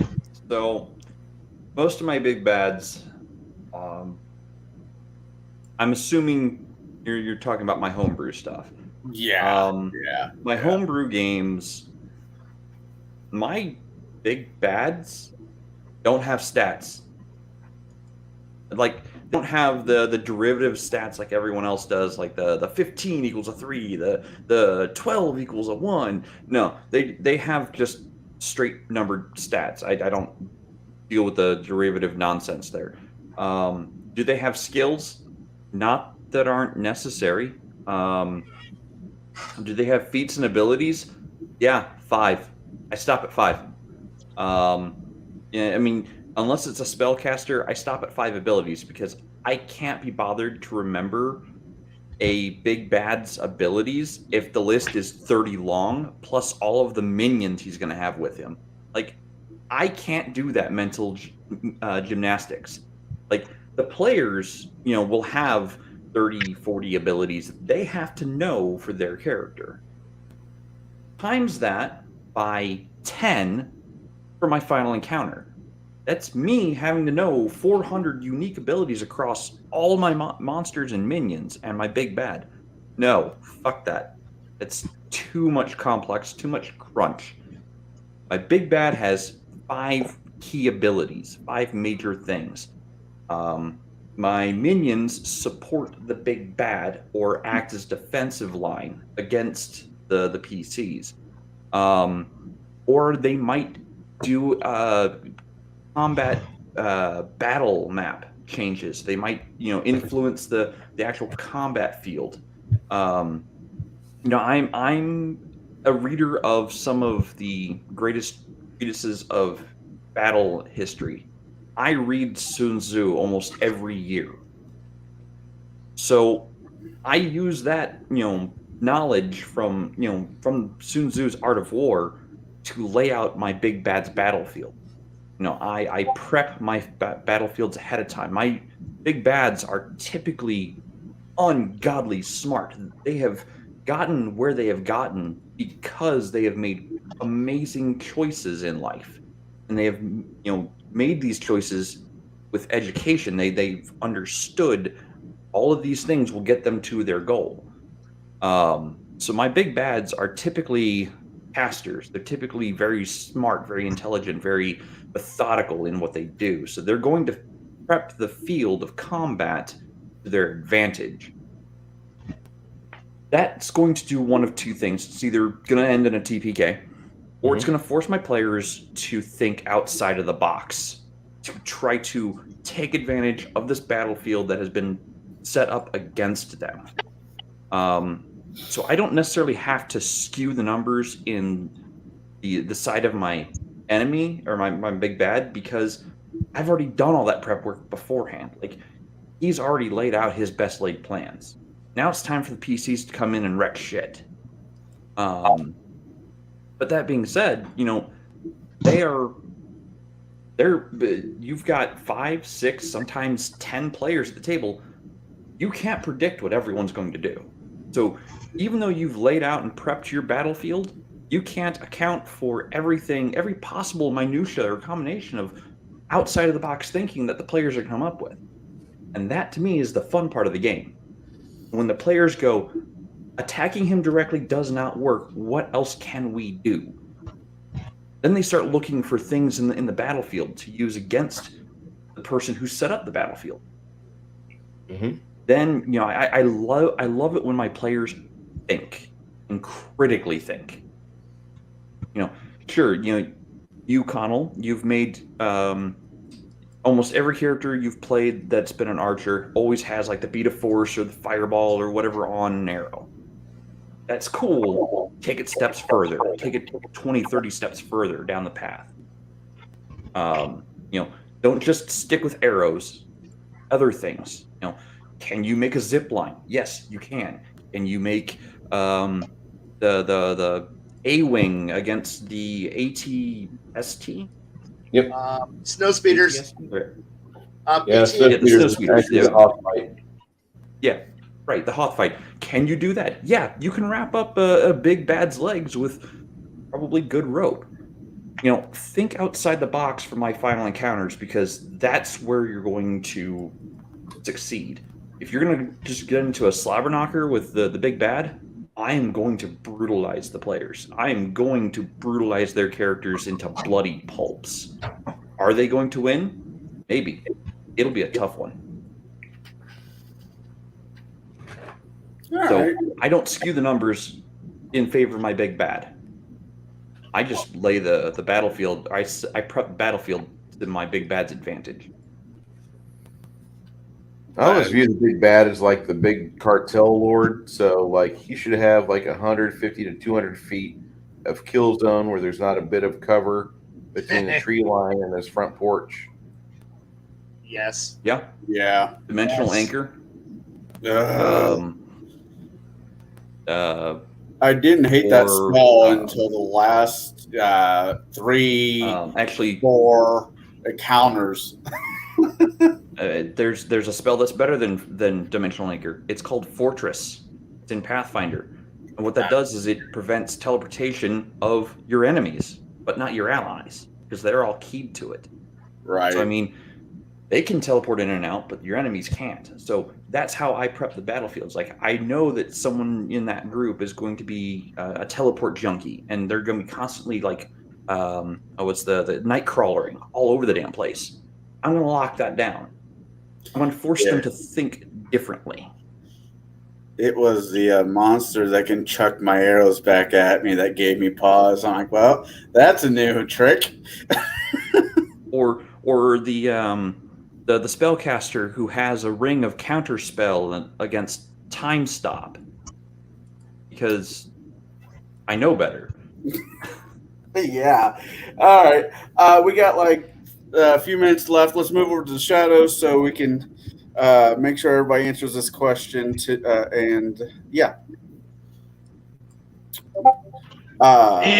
me, it really depends on the game.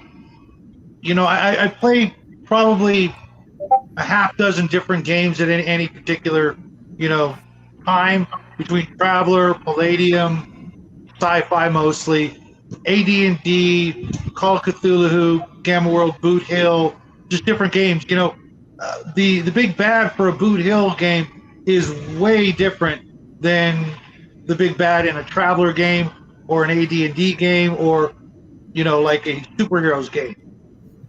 There's so many different variables. You really kind of have to put yourself into the mind of the big bad for the game, and the setting in the world, etc. To make it I'm not going to say fair, but make it make sense. Sometimes the bad guys won't know. Like Dade, it sounds like his big bad actually knows the party and is expecting them.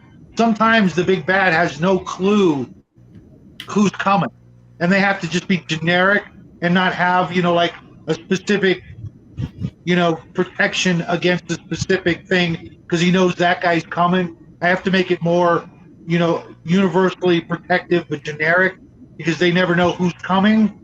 In a fantasy world, my bad guy, if it is, able to wear a ring, he's just going to have a ring of spell turn, which any spell that comes at him at a certain level or lower is just going to go right back at you. Okay? But in like a Palladium superhero game, the big bad is just going to have his powers and his abilities and have to deal with the party, Usually, at an unexpected moment, or the exact opposite, he knows they're coming, and then he can prepare. But how much is fair in preparation? Does he just, can he just randomly come up with all the cool things that'll totally shut the party down, or can he, have more or less the same restrictions in obtaining, let's say magic item as the party? Can he make his own stuff? Does he have a wizard, chained down in the dungeon? Then he's forced them to make stuff, which, it works for the bad guys. But if the players ever try to do that, it doesn't work. I don't know if that's just one of the rules. So I really have to, put myself into the mind of the NPC and the setting to make sure that it makes sense that he just doesn't have, a complete lockdown on everything. Because, if they all die at the end of the story, they're more likely to forget the entire thing ever happened and want to start playing new characters in a new game, as opposed to, cheer and, whatever. A couple of casualties to be expected at the big bad end of the campaign, but a total party kill, I'm going to be looking for new players. That's just the way it is. And, I've been playing with most of these guys for 20, 30 years, so I'm going to give them the best challenge that's fair, within reason, but I'm not going to go out and, just totally counter their best move because the guy knows they're coming. Unless he literally knows they're coming, and it's usually not the case. The big bad, is probably, where he's at, and he's probably got, half a dozen adventuring parties out there trying to come hunt him down. So I'm going to look for the most sort of, most wide encompassing, like I said, they're bringing spell turning. That's a great item. That shuts down a whole bunch of stuff, but isn't like, they're not going to feel like, well, you just made a bunch of kryptonite against me personally. That don't seem right, unless, it is Lex Luthor and he is going up against Superman. Then obviously those things are going to, come into play. So I like I said, it really, it's for me, it's really not that cut and dry. I got a lot of bases to cover and a lot of different, variables to consider. And some games, the big bad is, like I said, in a Boot Hill game, that's just the biggest, meanest, fastest gun in that particular state. There's nothing special beyond what I just said. And it just comes down to you both roll initiative, and you roll your die, and someone's going to be on the ground, and the other guy's going to be standing, and the music will start playing. Same thing with like a Traveler game. You don't have, you might have a lot of, technology that you can work with, but chances are you're not walking in to, the executive's, penthouse in full battle dress. You're going to have to come up with something sneaky, and chances are it's just going to be a fist fight or a gunfight. And if you're lucky to be wearing Kevlar or something like that, cool, but it's going to just roll down to, come down to just a couple of die rolls and, it's over. Maybe, it's going to be a slugfest and you're just, duking it out until, somebody goes unconscious. It's not always, that D&D sort of thing where, there's explosions and lightning bolts and, all kinds of crazy crap going on. Sometimes the last fight is man on man, who's really the best, who's really the toughest or smartest, most proficient fighter. It's not always all these things, and that's the way I like it. I'd rather, you have to face one guy has to face the bad guy, man to man, one on one. Who's really, the victor because of, no sneaky trick, no, special weapons, no magic items, just good old fashioned fist to fist.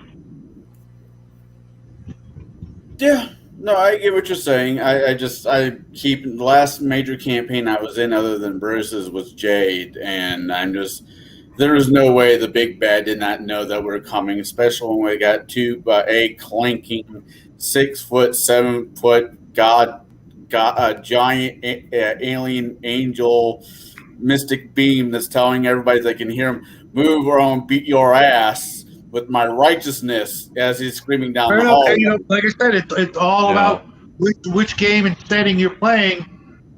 But I kind of just try to, tear away all that crap. There's nothing cooler than, you doing it with your bare hands. You beat the guy. You won. You want to stay fair and square, just, you know what I mean? There's something so much more visceral about saying, I did it with just these, As much as I would like to say I'm all for, a fair fight, but if I can drop a pittance full of antimatter on top of a guy's house, I'm doing that. I'm sorry. I'm a firm believer in. We said traveler. There's nothing more than says, I know where the guy lives. Can we just schedule a orbital pass and we just drop a telephone pole on him from orbit? Yeah, let's do that. And then God. God, or wiping out the entire ruling class of the of the Havenite rulership is this is what you should be doing. You're playing sci-fi. Nothing says I don't like you. I don't like your government more than dropping a small cruiser on top of their capital. If that's the way, the campaign and the setting, if they're, I got no problem with things like that. But yeah, have you ever been in that position, Kai, where you did it with just pure caveman prowess? Just you know what I mean? But the thing is that I'm also that same person who goes, if they're dead, I win. I have succeeded in the caveman brutality only once as a wizard. And I beat the NPC to death with a sponge filled with water because I drowned him. I'm thinking about what you're saying in a fair fight, but I keep going back to fair fights. I keep going to my real life experience when fighting. If you're fighting fair, you're already losing. You're not trying. Yeah, you're not trying hard enough. Yeah, you're not trying hard enough. I don't believe in fair fights. For several years, and my first several boxing matches when I was younger, my coach did not let me start left-handed. He wanted that to be the trick pony that would land the knockout punch. Because I'm already cheating out the gate boxing. Because everybody thought I was right-handed because I started off boxing, jabbing with my right. So I get what you're saying, but if you're not cheating, you're not winning. That's right. I mean, there is no such thing as a fair fight. There never will be. One person will always have the advantage over another. It's a statistical anomaly if you get into a fair fight, because at that point you're kind of fighting yourself. Like that's the only true fair fight is you against you, because you are the same person. You've got the same skill level. That's the only time it'll ever be a fair fight. Now there are fight mirrors. against another person.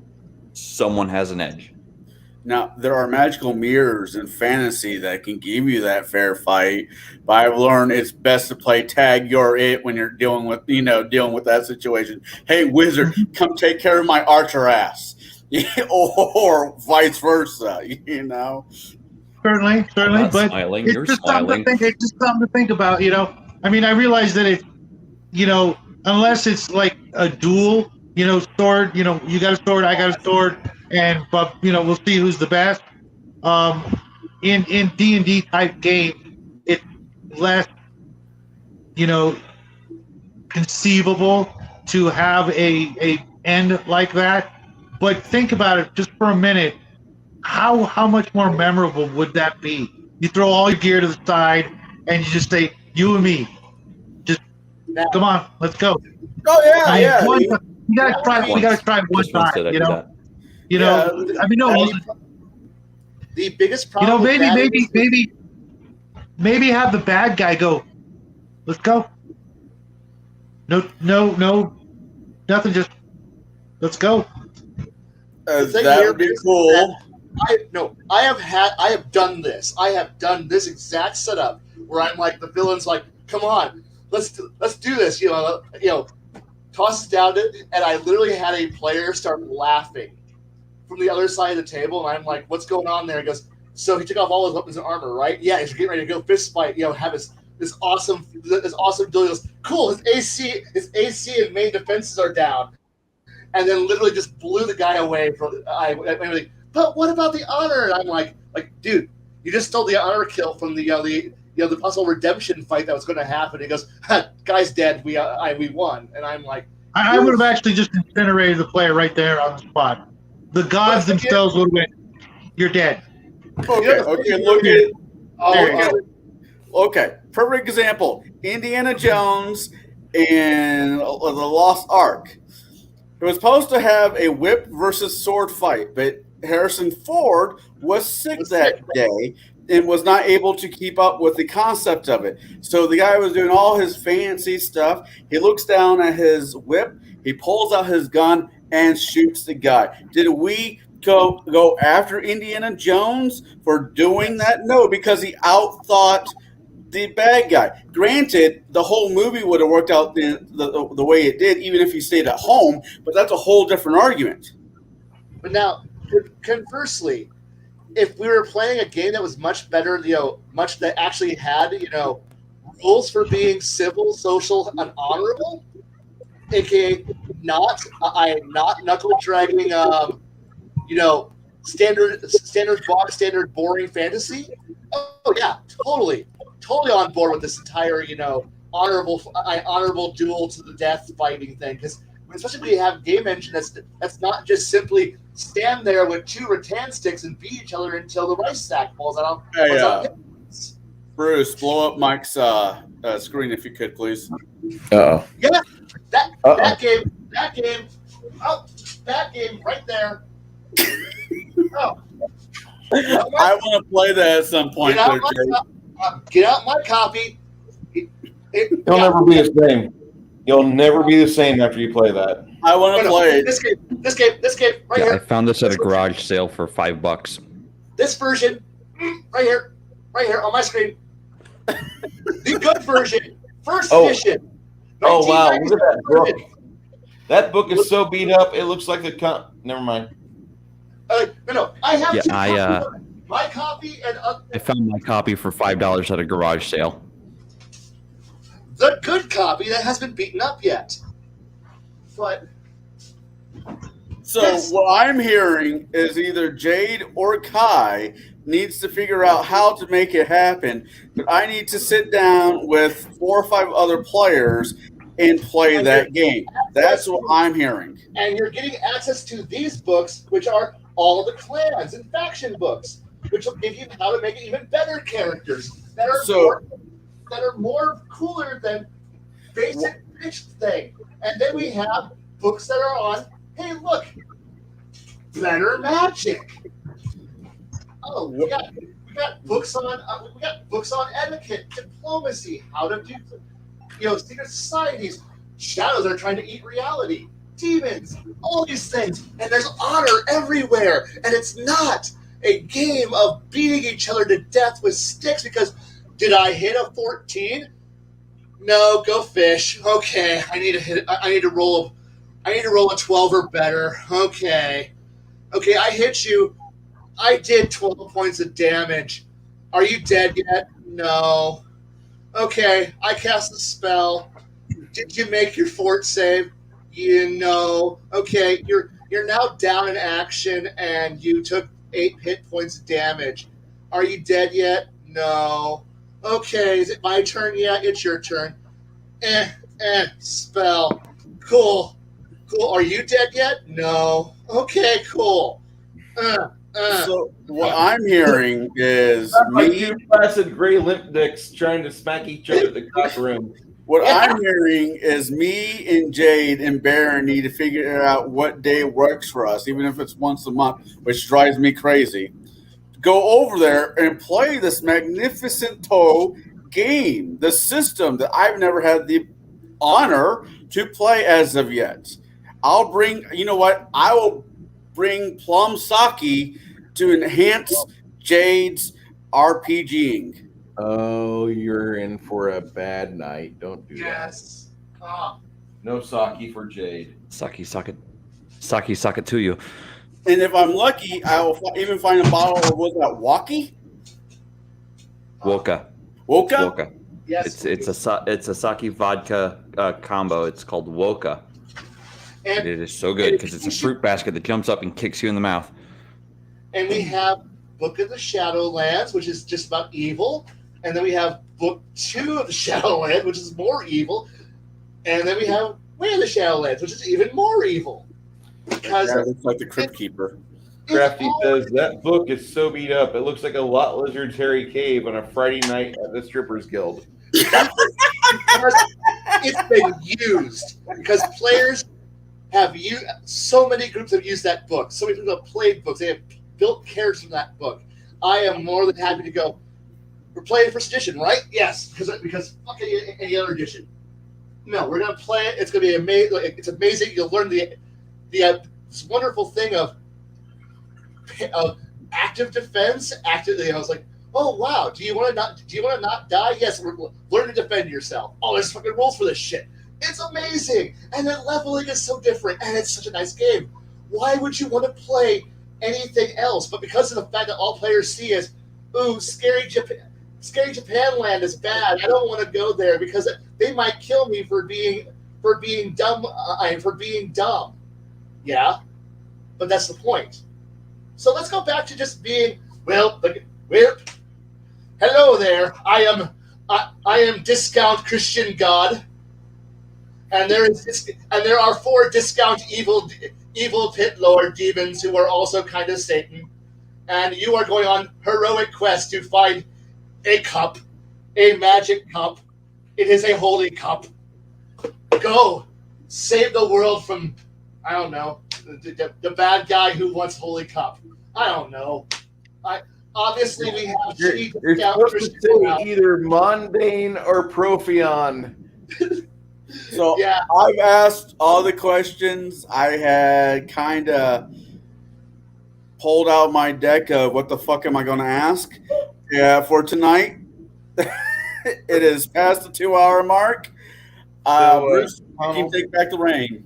Donald, I got to ask you, do you want to continue to hew down this road of encounter design?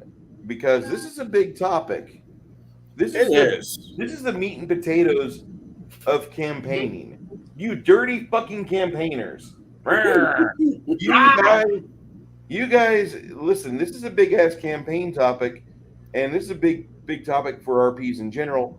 I would be happy with a 4-week series on encounter design, and we could go into the various aspects of it that we discussed tonight, because I actually learned something. Thank you. I disavow ever at being an educator. Okay, that's fine. We're just going to have you run L5R. Woo! I personally would love to get into the weeds when it comes to this encounter, because there's things that we didn't touch. Like, does the encounter match the storyline, or is it just a random, they're out in the woods and I want to dick with them a little bit? There's definitely more to this than what I asked tonight. So yes, a counter at the Stripper Guild would be fun also. You know, if we could film this at Club Chub, that would be even better. But that's just Gotta my get Baron opinion. for that one. Gotta have Baron for that. Ooh. So Stripper Guild stuff, yes, please. I got more work for that. So my vote is yes. I would love to go into the weeds when it comes to this topic. I think some of our better episodes, especially when we do deep dives. Yeah, let's do it. What's your vote there, Jade? I mean, there are so many different theories on encounter building, because the 5e book, the Pathfinder books, they like almost every game engine has a theory to building encounters. So yeah, this is definitely something that can be just like a well, very deep, sometimes wet. But I think we can Yeah, I think we can put together a What, no giggity? a 101 class of a 101 class of building encounters, like setting them up, running them, from start to finish. Like, what does it take to make an actual encounter? What is the target? What is the threat of the encounter? Is there a timer that has to be, if things have to be done before the timer runs out? And then the part that the players are most interested in, what is the treat for the encounter? So yeah, I think this is something that we can probably deep dive further down. Good. So to answer Shadow, giggity, giggity, giggity, giggity, ooh. Nope. All right. Connell, what are you Good night, everyone. doing this coming weekend? What are you doing for your own channel in the upcoming days? I should ask that. All right, this is what I got. This is what I got coming this Sunday. Sunday. We in Shadow will be doing a workshop on world building. Those who know me know I don't really do that. So I will be learning from Shadow and Jack on how they do their world building, not burning.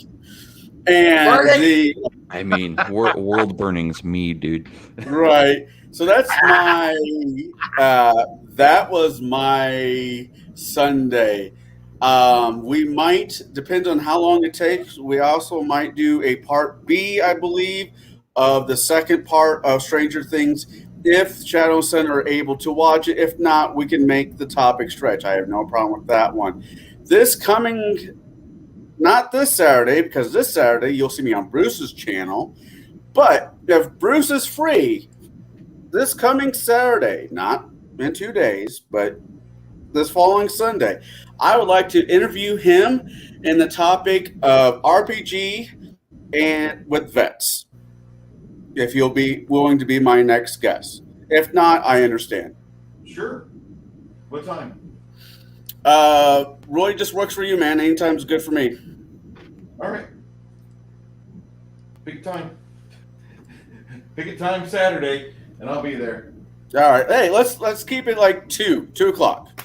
2 o'clock's good. All right. That sounds All right. great. So that's my plans.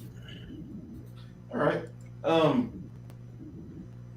Guy, I know we've kind of slowed down on the output on your channel, but I think we've got some feeder material for it from tonight. Oh God, yes. Maybe.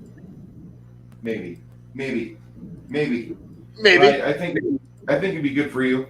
Are you going to be doing anything for your channel aside from that? If I find time to actually record something, I don't know. You're asking weird questions that involve time, and no, I lack prescience, so therefore I cannot tell what I'm going to be doing into the future. Okay.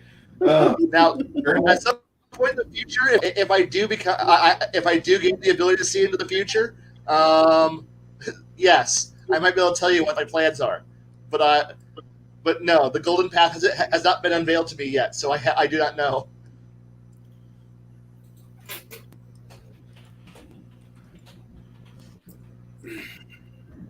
Okay. Well, Shadow, for your channel, what are you going to be doing here in the next week or so? Well, as soon as I'm done here in literally minutes, the little guy and I will be doing a quick craft where we will be making a Roman-style battering ram with actual wood and popsicle sticks and craft sticks and super glue and kite string, crap like that. Tomorrow, be hanging out with all you guys, hopefully, over on Max's Chill Stream. Saturday, Bruce's Mathfinder game till the wee hours. Sunday, hanging out with Connell, doing our world building and hopefully a little bit of Stranger Things. We watched the first episode. We're trying to squeeze in the next one, but hopefully we'll squeeze in. We've got 2.5 hours of viewing left, and if we can do it tomorrow, that's tomorrow or maybe Sunday morning, we might work that out. then all next week, we got the usual video every day next week except Monday, because I will be in Bloodworth AD&D game online, which was He a runs lot of a fun. good game. Yeah, it was pretty rough for me because I started out as a 6th level magic user with amnesia, 2 hit points, no spells, no spell book, and I didn't die. So, mind you, it was only 4 hours. If we'd played another couple hours, I'd probably be dead. But the group was cool. I got to figure out the D20 system on some sort of electronic gadget, make that work. Tuesday, not sure what we're doing for Tuesday. Wednesday will be probably a Gamma World 4th edition review. Thursday, another craft. Friday, another Arduin review, and then on to the next weekend. We'll see what happens. But all in all, we've got a busy week up, coming up. And with the little guy actually back in summer school, he's been a trooper, getting all this stuff done and still having time for the channel. So, let's have a little round of applause. And thanks again for all of you guys who were over on Max's chill stream last week. It was, you should just go check out Max's chill stream at about the 2 hour and 5 minute mark, so you could hear Connell and Bruce and everybody else singing. It was a night to remember. So thank you guys all for that, and have a great weekend, guys. It's beautiful out there. If you don't have to deal with people, the weather's nice, and it's summer. And you know what summer means, right, guys? Booze. Sundress. Oh, Burning. Sundressing. Yay. All right. Well, Jade, do you have anything coming up on your channel? I heard that you were working on your channel content and been kind of waiting for that drop. Yeah, man, if I can actually get a free moment, because life has this way of just like taking you by the ear and going, nope, you're not doing that today. You're going to do something else today. So that kind of happens to me quite a bit, more than I ever realized before. But I am hopefully going to be working on stuff this weekend. I'm hoping to hit the record button. I am also working overtime at my actual job, because I still work 40 hours a week to pay the bills and such, as most of us do. Soon to be 45. Well, for me, it's going to be 50. So I'm putting in 50 hours a week for the past week and a half, 2 weeks, and going into the future, because I don't know when the projects are going to end. I mean, the number of projects, because there's always going to be projects to work on, but the sheer number of projects that all have to be done all at the same time is kind of staggering right now. So, like I said, I don't know how much free time I'm going to have to record. Because I still have a life and my beautiful wife and my dogs and such. So it's finding time. No, your wife, but I'd play with your dogs for hours. If they'd play with toys, yeah, sure. It's mostly Chase. So They're huskies. I've gotten a little too overweight for chasing my dogs around. So. Well, you and you alone have the ability to fix that, should you want to. Yeah, I know. More walks in the summertime with huskies. It's going to be awesome. The dogs will hate you. Come on, it's only another 13 miles to Bataan.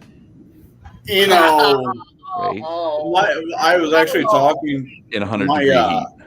My daughter and I was actually talking about Jade's huskies, and she just loves them to death. And me and her's like, look, we're talking, and she's like, we need to get them a baby pool full of ice. I'm like, honey, Daddy doesn't have that much money to buy that much ice. I mean, how much ice do they need? I don't know, maybe a enough to sink the I filled a Titanic. kiddie pool with 100 pounds of ice last year. Yeah. So how big was the thing that took down the Titanic? Because we need that much ice. The iceberg. Lots. Yeah, there wasn't 1, enough 2, 3, ice. 4 It melted lots. too damn quick.